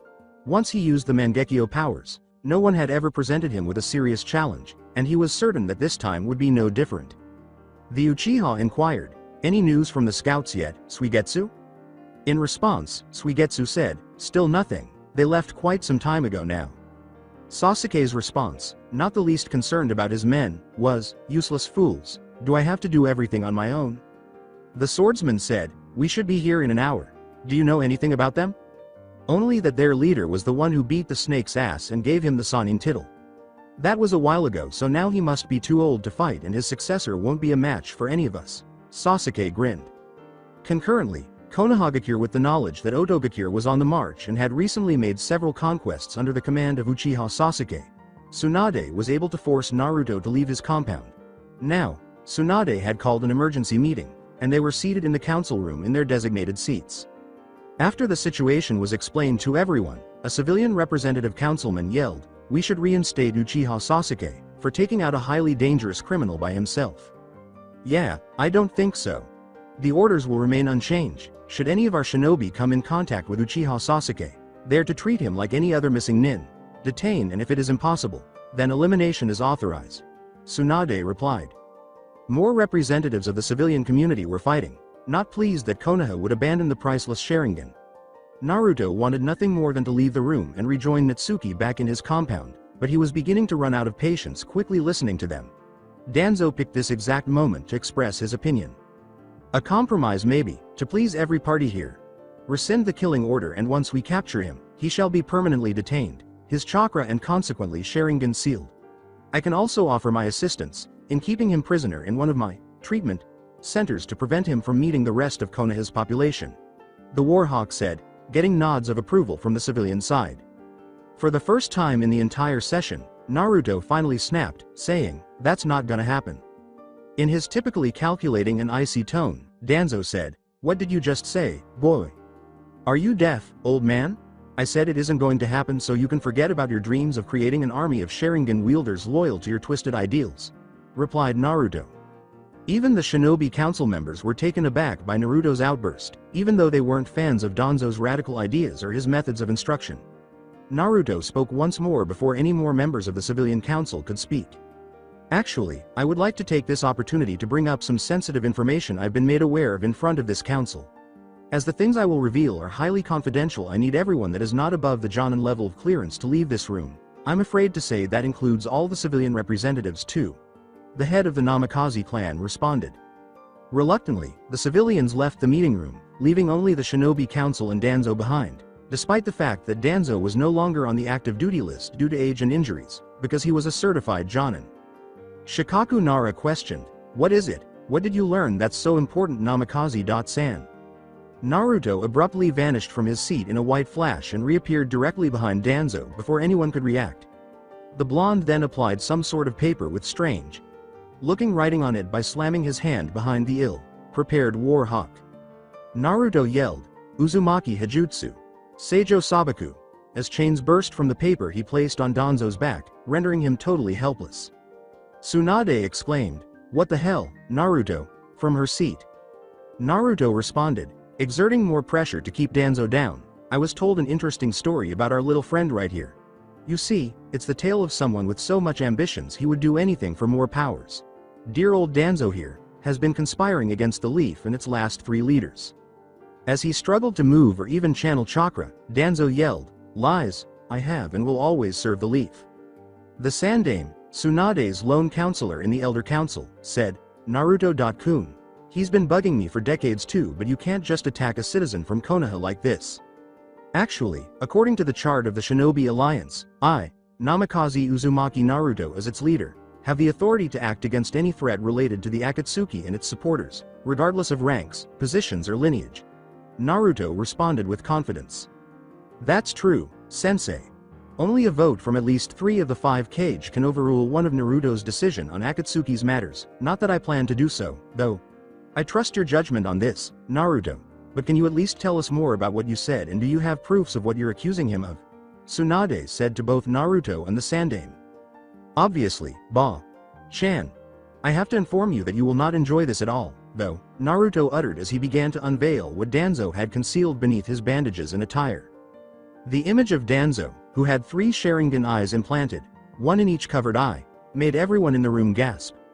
The arm itself also appeared incredibly odd. Tsunade and the Sandame were the only ones who knew what they were seeing. With a heavy sigh, Hiruzen expressed his disappointment at his former rival for the title of Sandame Hokage. "You would fall this low, Danzo. You've been working with Orochimaru and helped him develop his sick jutsu since the beginning." Tsunade snarled as she called for Anbu, "You traitor, how dare you? You were the one who desecrated the tomb of my grandfather, you bastard." As her Anbu took Danzo away, Tsunade commanded, "Take him to a secured cell and have Ibiki interrogate him immediately. This is a priority mission, do not fail me." "Is there anything else that we need to discuss while I'm here?" replied Naruto. Tsunade gestured for Shizune to approach in the center of the room while giving him a nod. Following orders, Shizune went to the center of the room and picked up a map.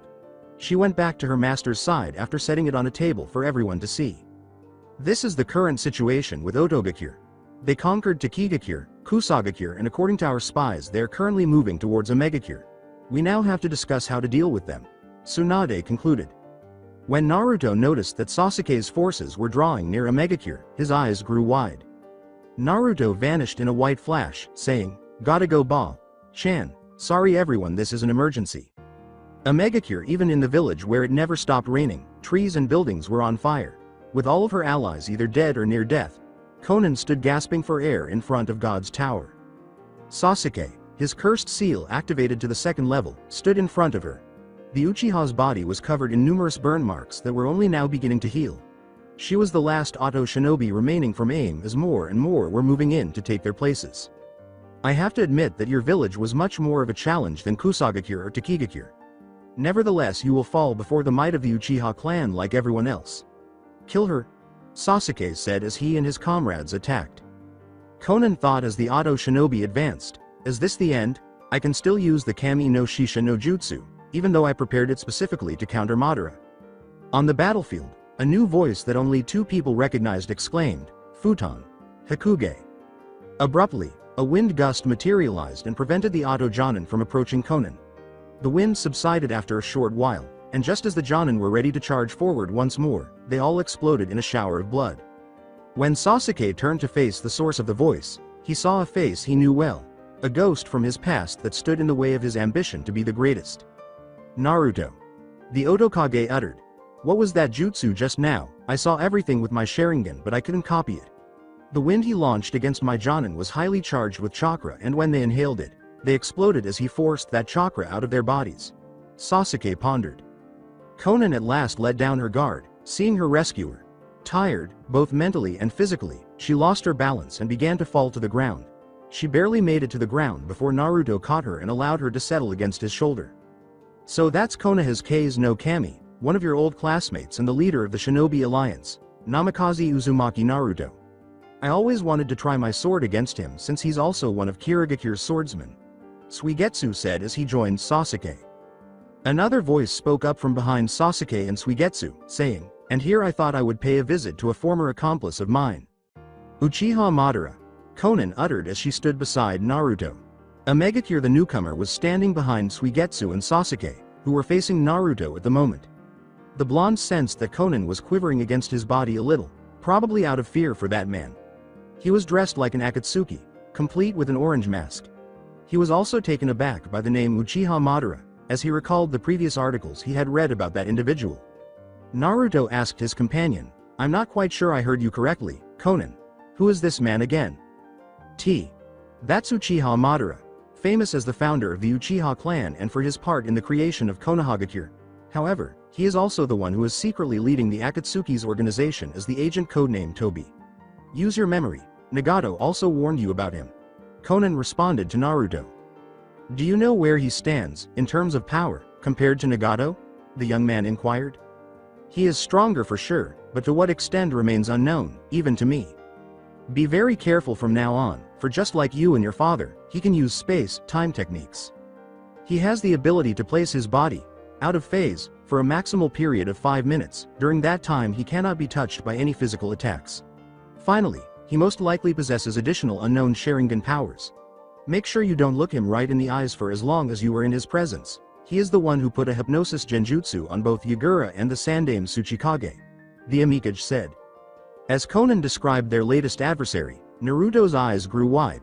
Since no one had been able to use space-time jutsu against him previously, he was almost enjoying the situation as he prepared to face such a formidable opponent.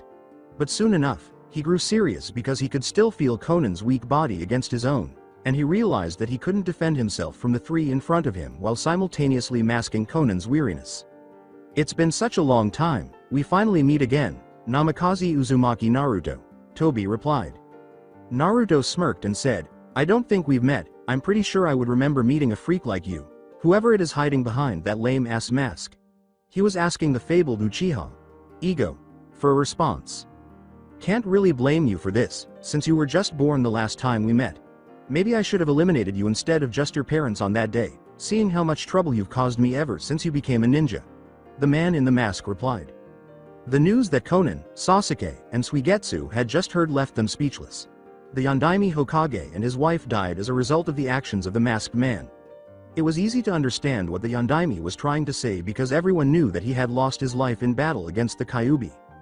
Naruto connected the dots and remarked, "You're the one who used the power of the Kyuubi against Konoha that day, and forced my father to seal it inside me."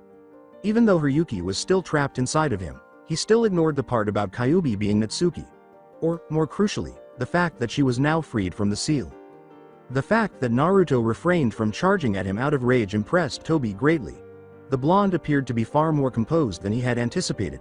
He was aware of Naruto's danger. Even though he might have been able to prevail in a 1-on-1 battle, there were other factors to take into account first. He couldn't afford to lose Sasuke, as it would have a disastrous effect on his plans. Unlike the Namikaze, the younger Uchiha was too unstable at the moment, and it was only a matter of time until he lost it and charged at his blonde opponent. Tobi also recalled that he had come here to get another crucial component he needed for his plan, not for this. Naruto said quietly, "I don't know what they're planning, but we have to get the hell out of this place, Konan." She argued with Naruto, refusing to leave Nagato's body behind, saying, "We can't leave, he came here to steal Nagato's body, or more specifically the Rinnegan. Look, from what I've seen on my way here, you're the only one left from a megacure. All your men died and the civilians have already fled from the village. Your life is more important than the Rinnegan, and I promised Nagato that I would look after you. I beg of you, I don't want to fail my cousin's last wish." Naruto begged her to listen. Meanwhile, at Namikaze compound in Konohagakure. Ever since Naruto changed the manor's entrance seal to allow only those descended from the Uzumaki family to enter, the Namikaze manor was as peaceful as ever. This was primarily due to the fact that, since the Godem was Uzumaki Mito's granddaughter, only Tsunade, and not him, would be able to enter. But there was a noise from the master bedroom that cut through the silence. Natsuki woke up slowly from her long sleep and stirred inside the bed she had been put in. When the redhead opened her eyes, she discovered that she was alone and in a strange place. The last thing she recalled, her memories still jumbled, was Naruto's voice yelling through their link as the pain overwhelmed them both during the unsealing. She literally leapt out of the bed and exclaimed, "Naruto!" but then fell back onto the ground in front of her. Given that she was unable to move her legs, she could infer that a considerable amount of time had elapsed since the sealing. It took her a while and a lot of effort, but in the end, she succeeded in getting back into the bed. Glancing around, she saw the enormous portrait of her former container, Uzumaki Kushina, alongside Namikaze Minato, his father, who had sealed her inside Naruto. Without taking her eyes off the image, she thought, "This must be inside the Namikaze compound in Konohagakure. This is most likely the master bedroom of the manor. Why am I here, all alone, and where the hell is Naru-kun?" She tried moving her legs again after a while since she was so bored. When she attempted to use her Yuki reserves to assist this time, she discovered that they had either entirely run out or that perhaps she had lost all of her Yuki. When Naruto and her talked about the unsealing ritual and its possible consequences, she had given this some thought. She then made the decision to try using regular chakra after realizing that her attempts to channel Yuki had failed. Though the feeling was unfamiliar to her, she still remembered how Naruto had accessed his own chakra because she had taught him how to do so. She attempted to gather chakra because she knew that if she ran out of Yuki, the only way she could still be alive was if she had access to another energy source. She was able to move her legs this time around because she was able to channel the chakra. Natsuki began to explore her new form by pacing the room like a baby taking his first steps. This got her wondering, what was she really doing now? Had she turned human, or was she still a demonic entity? Perhaps a hybrid of the two, similar to a Jinchuriki? She must have had this new body for a while, and whoever was taking care of her must have only been providing the bare minimum of attention in that area, so when she was content with her current range of motion, she made the decision to go take a bath. Furthermore, having a nice bath would probably help her body relax and give her more control over it. After finishing, she went back to the bedroom. She looked more closely at herself in the mirror and realized that all she had on was a nightgown and underwear. The idea that Naruto, her true love, was the one who dressed her made her flush. She made the decision to search for Kushina's belongings in an attempt to find a more appropriate outfit. She found a rather nice looking white yukata with a red obi that complemented her red hair perfectly. On the back, there was an odd little symbol in the shape of a blue lightning bolt. She ignored it, concentrating instead on getting new shoes and underwear. After getting dressed, she made the decision to venture outside and do some exploring in order to learn more about what was going on in the world while she was asleep and to discover where her fiancé had disappeared to. She carefully tested the various seals she found inside the house to see whether she could still enter if necessary because she shared some shared memories with Naruto about the house and its defense system. Fortunately, it appears that building her a body from within Naruto allowed her to be approved by each and every seal that guarded the Namikaze domain. Now that everything was in order, she finally left the compound and walked into Konoha for the first time since the attack nearly 17 years ago. She made the decision to try being a little more subtle this time since there was no Sharingan to make her attack people against her will. Return to a Megacure. Well, I thought you wanted to get out of here. Why are we still here? Can't you just move us back to the Leaf the same way you arrived here, with the Hirishin? Conan responded. It's not that easy, believe me I would if I could. I had to transport myself to the Kanai you left in that cage tower of yours. It takes a lot more chakra to use that jutsu when I have to transport someone else with me. Plus to travel over a great distance such as the one between Konohagakure and this place is also chakra consuming. We will have to wait for my chakra to replenish a little bit more before we can safely attempt another jump. Replied Naruto as he continued to leave the woman on his back. I'm sorry, I didn't want you to risk your life for me. Now it's even worse, you still came but you're severely handicapped by unnecessarily wasting energy for that jutsu and now protecting me at the same time. Conan responded with sorrow. Don't worry about it. You're not a burden to me. Furthermore, I've launched a pretty strong genjutsu field around us. They won't be able to locate us for the time being, even with those damn eyes of theirs. It's called Kyoka Suigetsu and it's strong enough to hide the both of us until I can use my jutsu again. Naruto said in a calm voice. Sasuke was enraged with the Oto delegation in the meantime. The Otokage exclaimed angrily, how the hell did they just vanish in front of us? My eyes couldn't detect anything. Suigetsu remarked, no idea, maybe he used that famous space-time jutsu of his, the Hirishin? I'm afraid you're both wrong. He neither just vanished nor did he transported himself away with that jutsu, Toby replied. Then what happened? How did they disappeared from right in front of us? Asked Sasuke. Before he saw a lightning sword pierce through his neck and another familiar one, the Samahata, pass through his chest, Toby said. I've been told by a spy of mine that witnessed several of Naruto's fights that he can most likely use special genjutsu techniques that can even fool the Sharingan. I think that he just managed to prove that theory right. The masked man surprised both of his attackers by moving out of phase, which is why the attacks were unsuccessful. Toby said as he phased through the earth, leaving Sasuke and Suigetsu alone. You're still as predictable as ever, Sasuke. Come and find me when you're ready to talk, Toby said. Konohagakure right now. Natsuki was eating at a familiar dango restaurant, relishing her first meal since receiving her new body. The other patrons and the restaurant staff were staring at her with surprise as she was on her 5th plate. The redhead exclaimed, delicious, so this is called dango. I love it, after finishing her dish. A waitress asked, would you like to have anything else?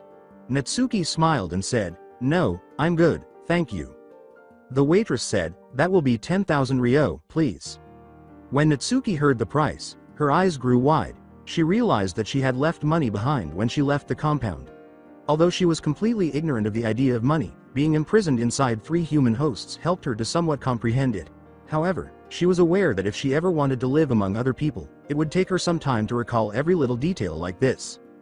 The waitress realized right away that Natsuki was embarrassed and couldn't afford to pay for her meal when she saw her expression. All she could do was give her boss a call. The waitress gave the man an explanation of the circumstances after he emerged from the restaurant's private area. The boss saw 2 familiar faces appear behind him just as he was about to call the ninja police. What's the matter, boss? I've been waiting for my dango for too long, Anko replied. Kurenai told her friend, you're such a child, Anko. Ah, perfect timing, Anko.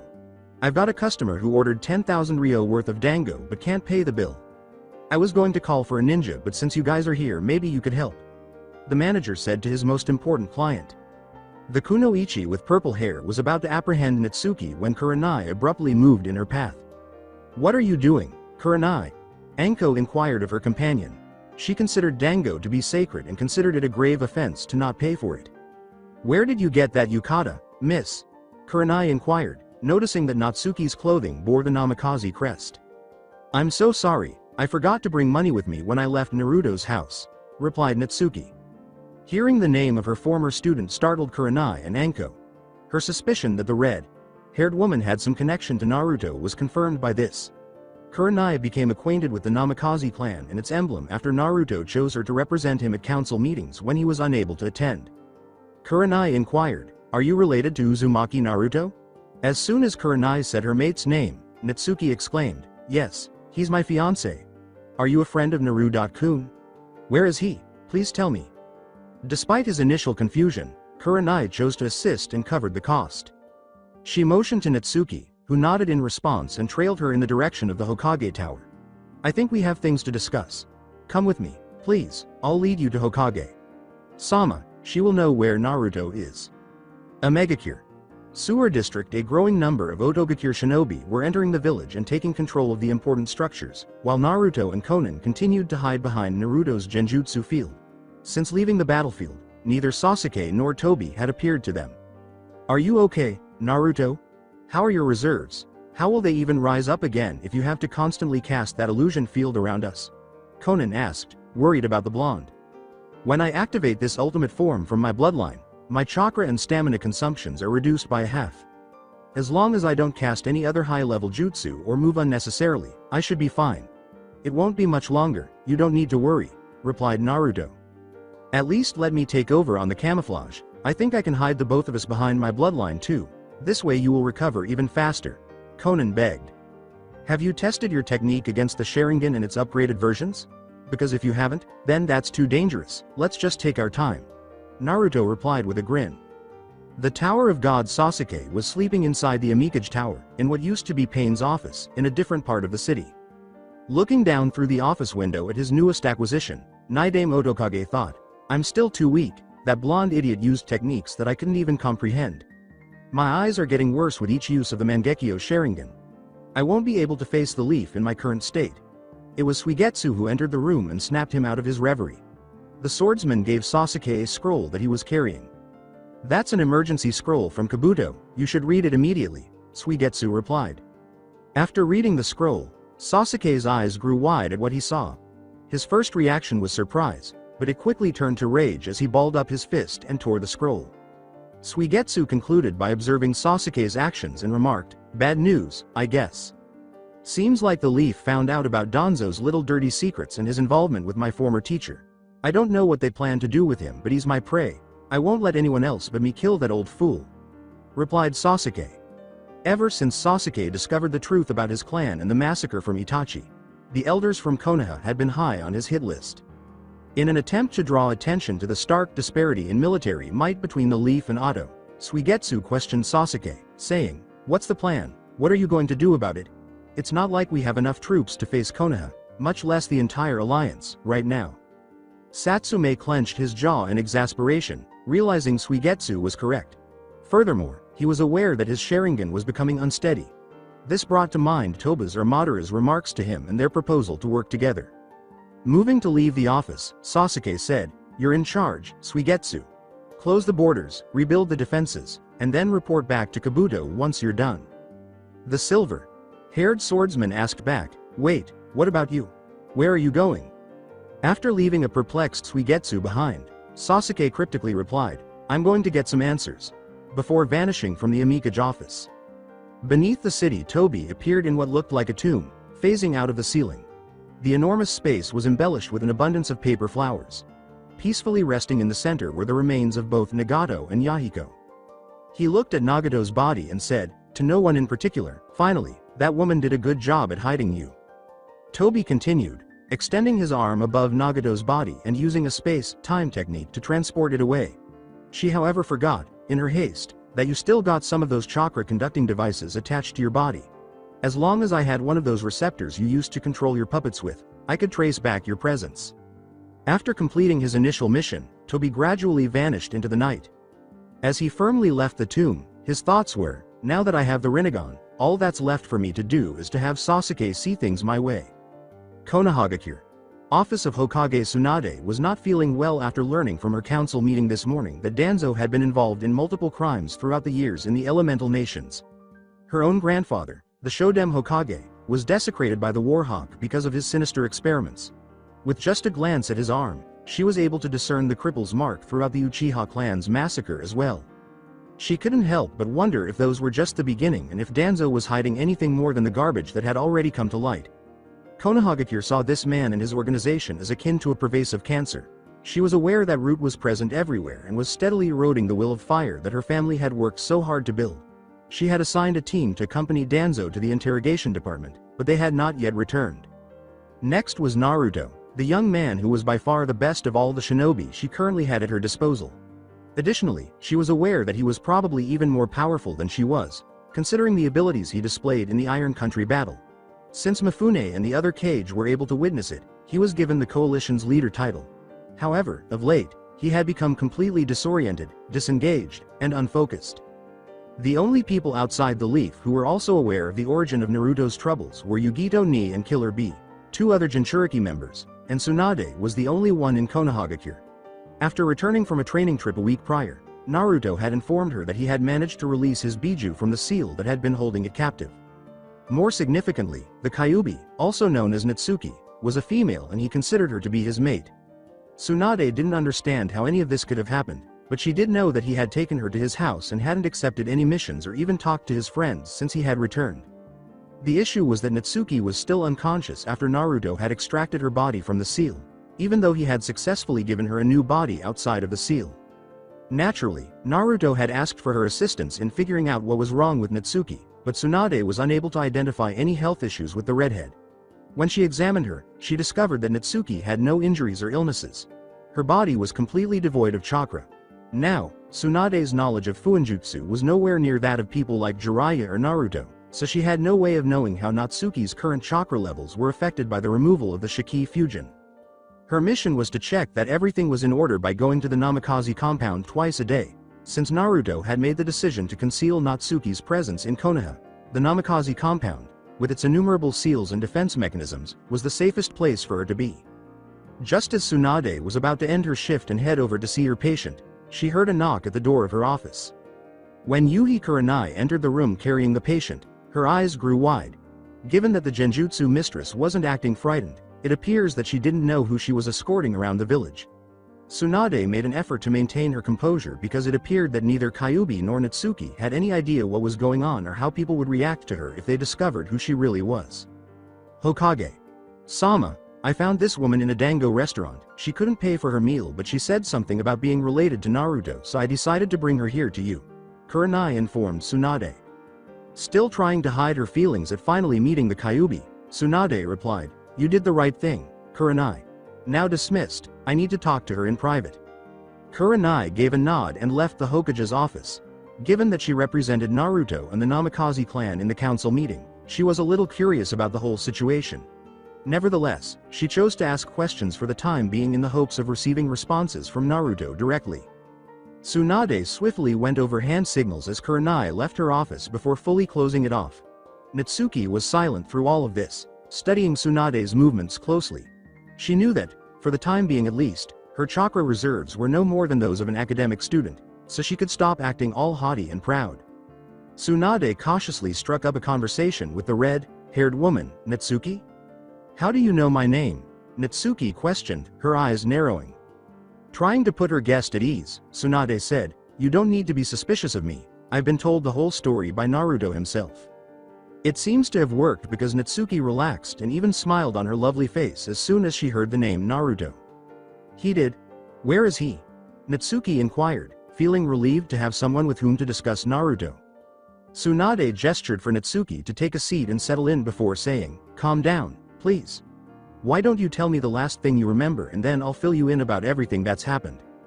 Following Tsunade's instructions, Natsuki sat down in front of the blonde Hokage on a chair.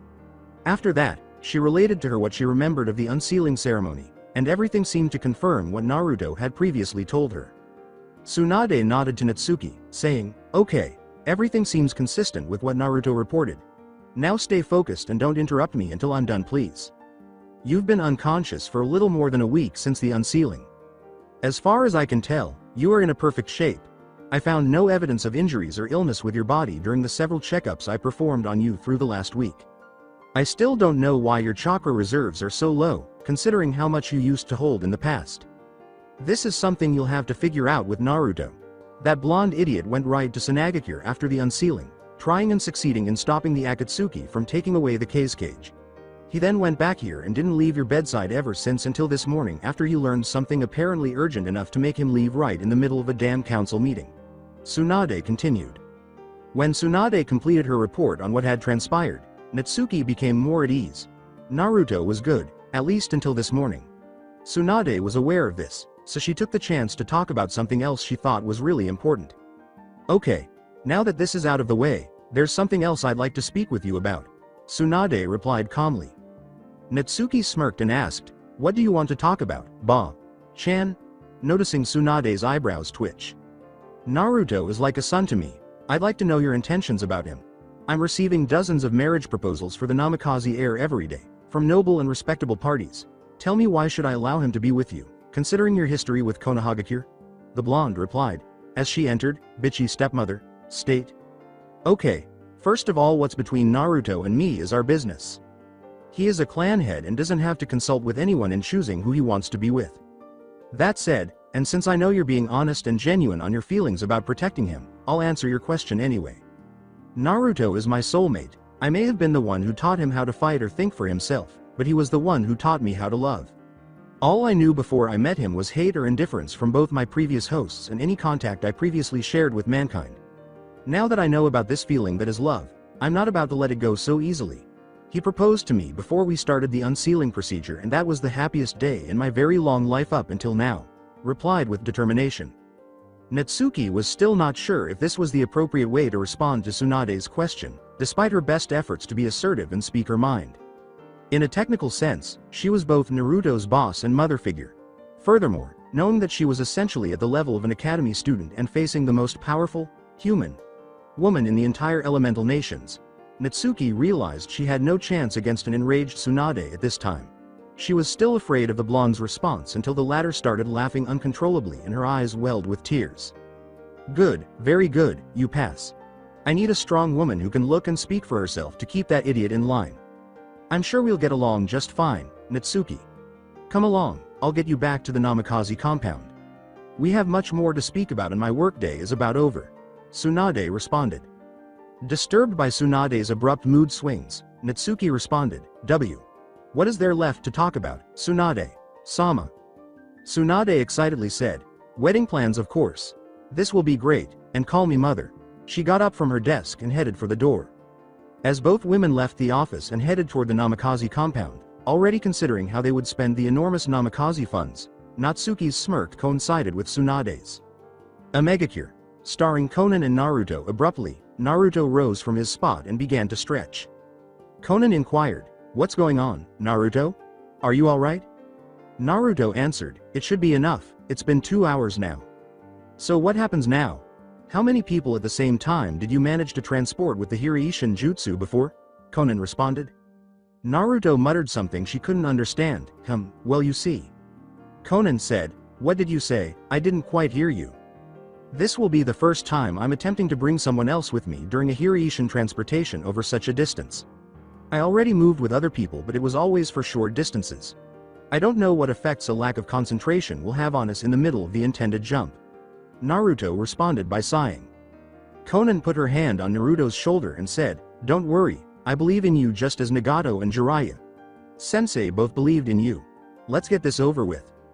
In an instant, both of them vanished, and Naruto uttered, okay, here goes.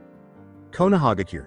Compound Namikaze. Back at the Namikaze Manor, Tsunade and Natsuki were preoccupied with various tasks. Tsunade was now sampling the various sake and vine samples while announcing that it was her responsibility to choose the ideal one for her son's wedding. Natsuki was sorting through a ton of clothes that they had picked out together for the wedding and her daily life. The redhead felt a strange sensation suddenly affect her hand, and as she looked at it, her eyes grew wide as she realized why she had a seal in the shape of a ring right there. Then there was a white flash, lighting the room the two women were staying in. Natsuki finally heard the sound of a familiar voice as the light went out. Na-chan? Konohagakure? Compound Namikaze. The redhead asked softly, Naru.kun? As her beloved gradually faded from view and the room's flashing light subsided. After just traveling with the Hiraishin and having been hurt during her battle with Sasuke, Conan wasn't feeling well, so Naruto gently placed her down on a couch. After glancing around the room, he at last saw Natsuki staring at him. He turned to face her but changed his mind halfway through because he saw the other person who had entered the room before him. Naruto saw Tsunade in a corner of the room with empty sake and wine bottles all around her. Ba-chan, sober up. This Kunoichi here is Konan. You've already met her in the past, she was one of the 3 orphans Ero Sennin took care of during the last Great War. Even with the protection of her paper bloodline, she suffered from burns all over her body, so please help her, Naruto said. Tsunade's eyes grew wide as memories of the past raced through her head, making her already worn-out mind recall the moment she first met Konan, Nagato, and Yahiko years ago, following her defeat against Hanzo. When she saw the adult Konan and the same kind of paper flower hanging in the Kunoichi's hair, memories of a young girl giving her a bouquet of flowers made of paper finally came back to her. But, Jiraiya, he said. They were supposed to all be dead, the blonde woman muttered, remembering her old teammate declaring the 3 orphans dead. Many things happened, I promise to tell you everything later. Please help her first, she's a precious friend of mine and she was also quite precious to Jiraiya. Sensei. Naruto begged.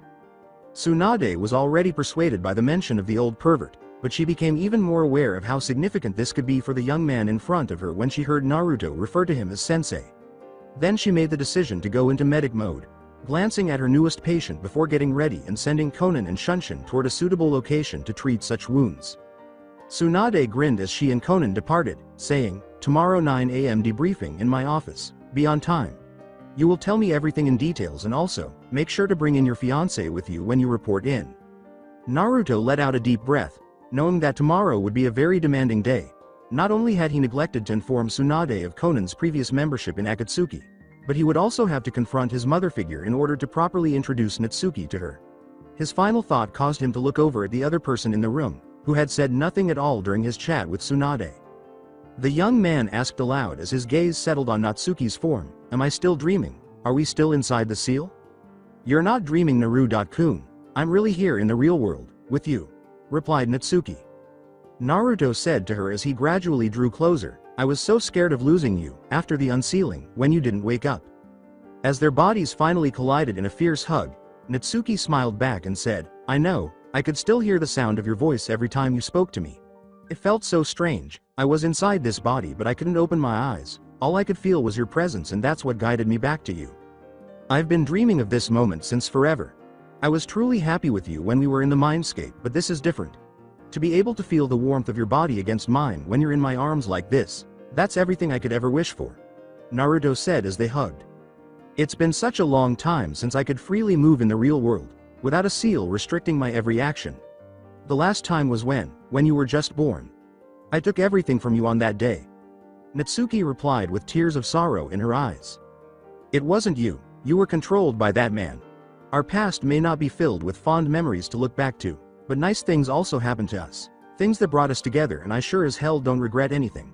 I didn't forget what I said during the night before the unsealing either. I wasn't fully prepared on that day, but now, this is the perfect time to give you this. Naruto said while bowing his head the presence of Natsuki. Then the blonde opened a scroll from his coat and removed a ring. Then he put it on Natsuki's finger, exactly above the seal that functioned as a modified Hiraishin marker to help him get in touch with her in case of emergency. Naruto gave her a gentle kiss on the lips and said, this is a ring that belonged to my mother and every Uzumaki heiress before her, according to Gigi. It belongs to you now, my love. After 2 weeks, Naruto found a new kind of training that kept him occupied for the most part, being imprisoned inside the Namikaze compound with Natsuki, his future wife. The blonde Hokage was not happy with his careless actions regarding how he stormed into a megacure, so the visit to Tsunade's office was not a relaxing one. At least he put his friend's safety before trying to take on the role of Tobi or Madara on his own. After all this time, Tsunade found it hard to believe that the Uchiha clan's founder might still be alive. Naruto revealed to her the Rinnegan, a fabled dojutsu from the Sage of Six Paths, that the man was pursuing. Since Konan and Naruto had to leave the city during Otto's siege, he must have discovered it by now. This was another curveball, given that Konan was formerly a part of the Akatsuki group. Any leak of that information would probably land her in hot water with the village administration as well as other parties. Accepting responsibility for his deeds, Naruto exercised his authority as the clan head to grant the Origami Kunoichi sanctuary inside his own grounds. After Tsunade successfully treated the majority of Konan's burns, she moved in with Naruto and Natsuki at his manor. The location was enormous, and since only Naruto, Natsuki, and Tsunade were allowed entry without prior invitation, it was the ideal hiding place for her.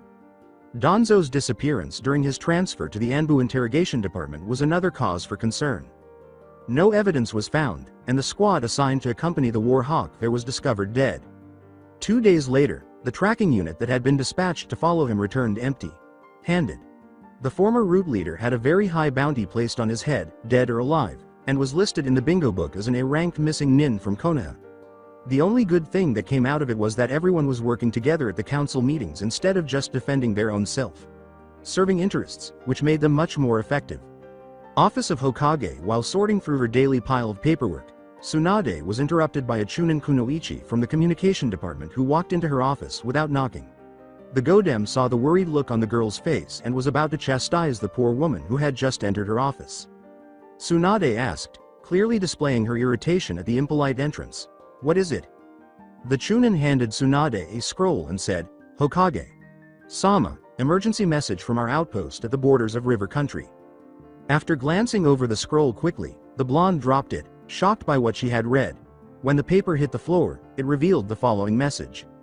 Priority transmission. Otogakure invading River Country. Still no contact with allied outpost of Sanagakure. Requesting further instructions. Tsunade at last realized what was going on. Otogakure, probably allied with the remaining Akatsuki, made the initial move in the month it took the alliance to organize its forces. The elemental nations were essentially divided in half as a result of their invasion of every nation that stood between Rice and River Country. Konohagakure, Kumogakure, and Kirigakure were now on the east side, while Sanagakure and Iwagakure stayed on the west side. The Oto Akatsuki's alliance's heavily fortified borders stood in the center of them. These details also shed new light on the mystery surrounding their abrupt breakup with their old ally, Sanagakure, almost 2 weeks ago. Every week, Konoha and Suna would correspond, exchanging a plethora of information ranging from joint mission reports to their recently formed collaboration regarding the educational system to produce more capable graduates from the academy. The 5 great shinobi villages have been in communication with one another ever since the cage meeting. For some, more than for others, losing contact with Suna was noticed more quickly than not hearing from Iwa. It was now apparent to Tsunade that every courier was being picked up by their adversary before it could get to each side. She attempted to come up with a plan for getting in touch with the opposing side without engaging in full-scale combat at the borders. She saw the ideal person for a recon mission behind enemy lines, and her eyes grew wide. The blonde woman yelled at her assistant, "Shizune! Summon Naruto to my office immediately." Otogakure. Covert laboratory. With his eyes covered with a bandage, Sasuke slowly got out of bed. Upon witnessing his leader awaken, Kabuto exclaimed, "The transplant was a success, Uchiha Sama." Compound Namikaze. Since neither the previous owner nor the current owner of the manor really used the main gates of the Namikaze compound very often, Naruto shut them with a loud sound. When Minato and Naruto entered or exited that location, they always favored using the Hiraishin since the many seals enclosing the area prevented them from using the Shunshin. The only times they didn't seem to be like this were when they had visitors and would enter through the doors. When Natsuki heard the commotion outside the house, she got out of bed and went to the living room. Upon her descent, she welcomed Konan. The two ladies had grown close friends since Naruto returned from his most recent mission bearing the Angel of Omegakure. Naruto always desired an older sister when he was a child and no one supported him. Konan provided that for him. Abruptly, the front door opened and Naruto and Kurenai, his former sensei from his genin days as a member of Team 8, appeared. Kurenai was not just Naruto's old teacher, but more like an elder sister, much like Konan.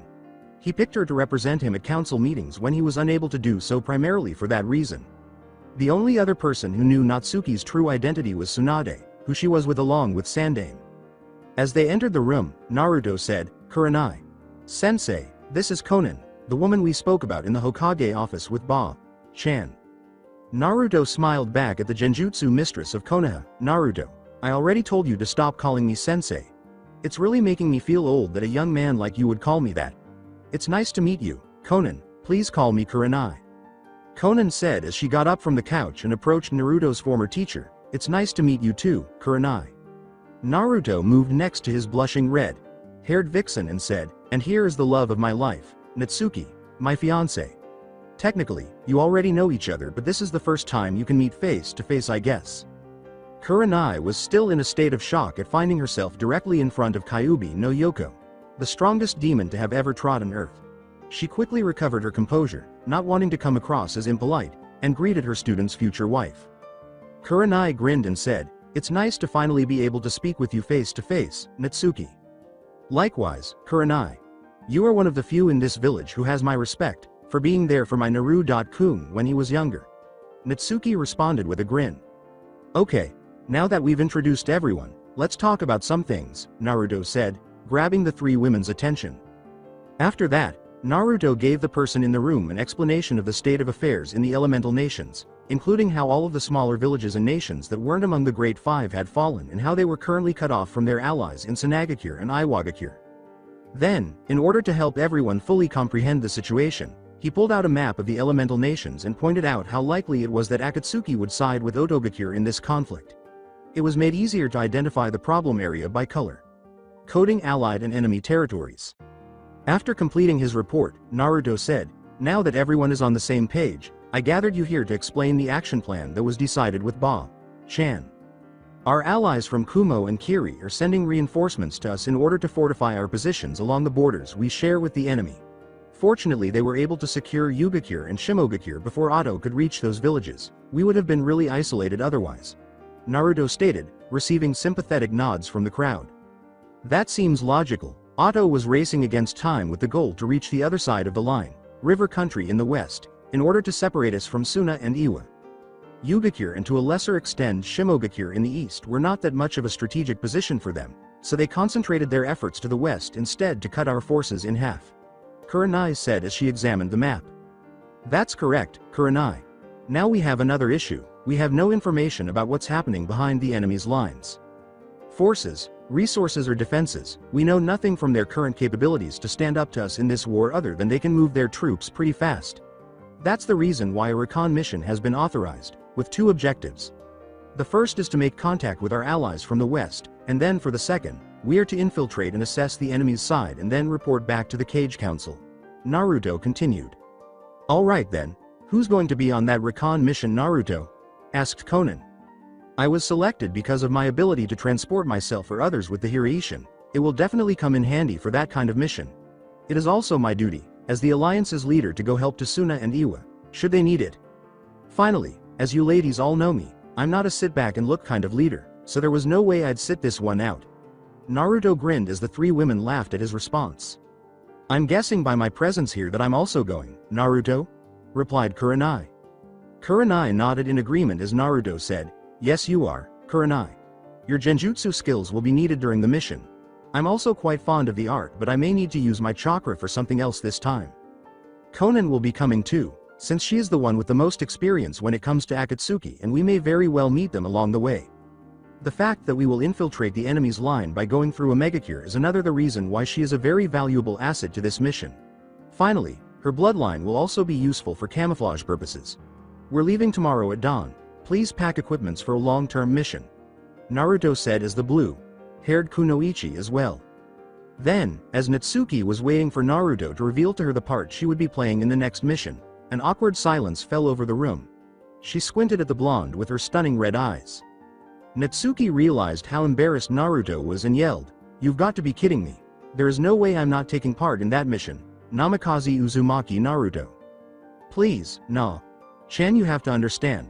You're still recovering from the unsealing and we don't know if you'll ever regain the Yuki you lost during the procedure. All the techniques you knew were based on the use of Yuki," Naruto begged. "Don't you dare Chan me. I'm the one who taught you everything you know, the one who gave you that bloodline you're so proud of. Now you would leave me behind because I'm not strong enough to follow after you?" replied the redhead, tears forming in her eyes. Konan and Kurenai made the decision to give the couple some space, so the two ladies went into the kitchen, where Konan began brewing them some tea as they bided their time until the storm passed. "You don't understand, the enemy still doesn't know that you're free. They won't go after you if you stay hidden, but if I take you with me they will notice and you will be in great danger from there. I can't allow that, I won't.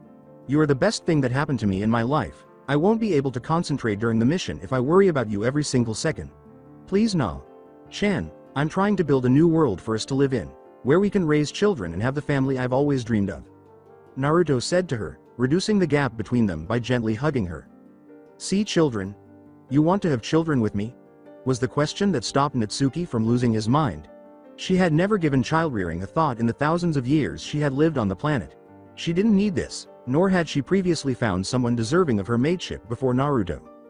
With his mate planting a kiss on him, Naruto responded, "Of course, I mean if you want them too." As she dragged him upstairs to their room, Natsuki whispered in his ear, "Fine, you're safe for this time. Come on, we still have training to do if we want to have children when the time comes." Konan and Kurenai wondered if everything between Naruto and Natsuki went well after they finished their tea because they could no longer hear the redhead scream.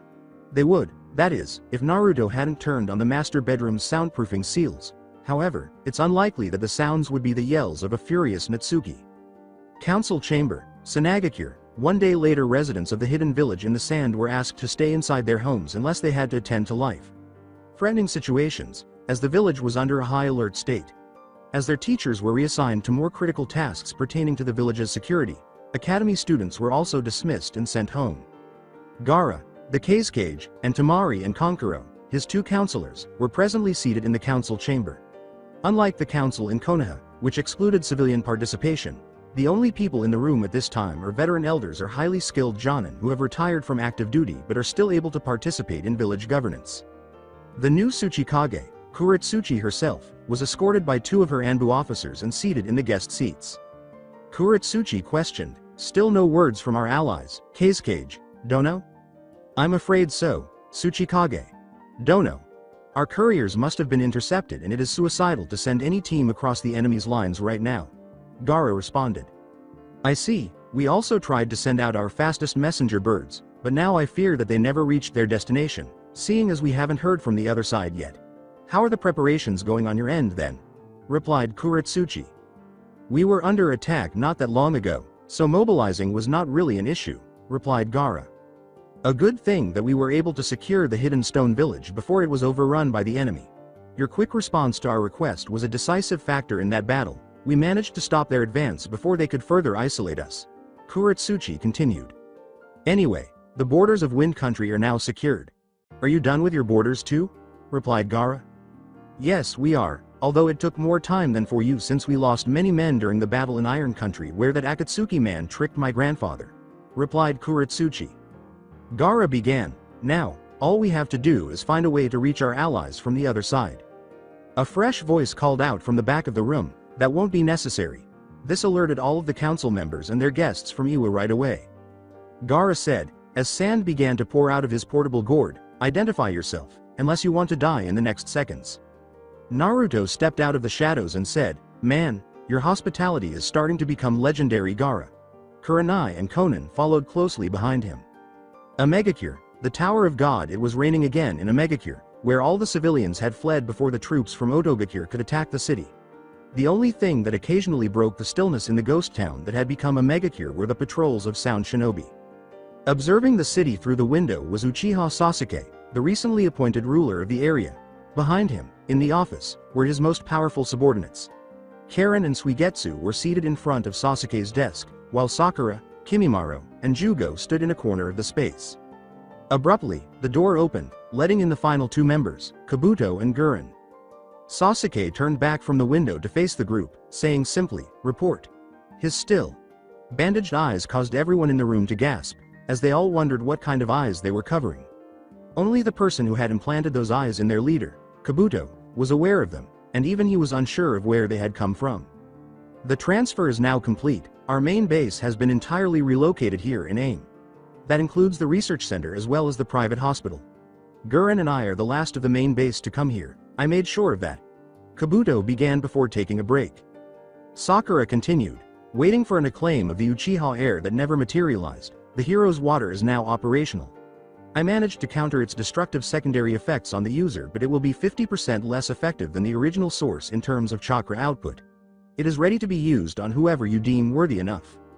The shinobi from the defeated armies that passed our screening process have all been incorporated into our ranks. As long as we don't harm their families, they will obey your orders," Karen stated from above.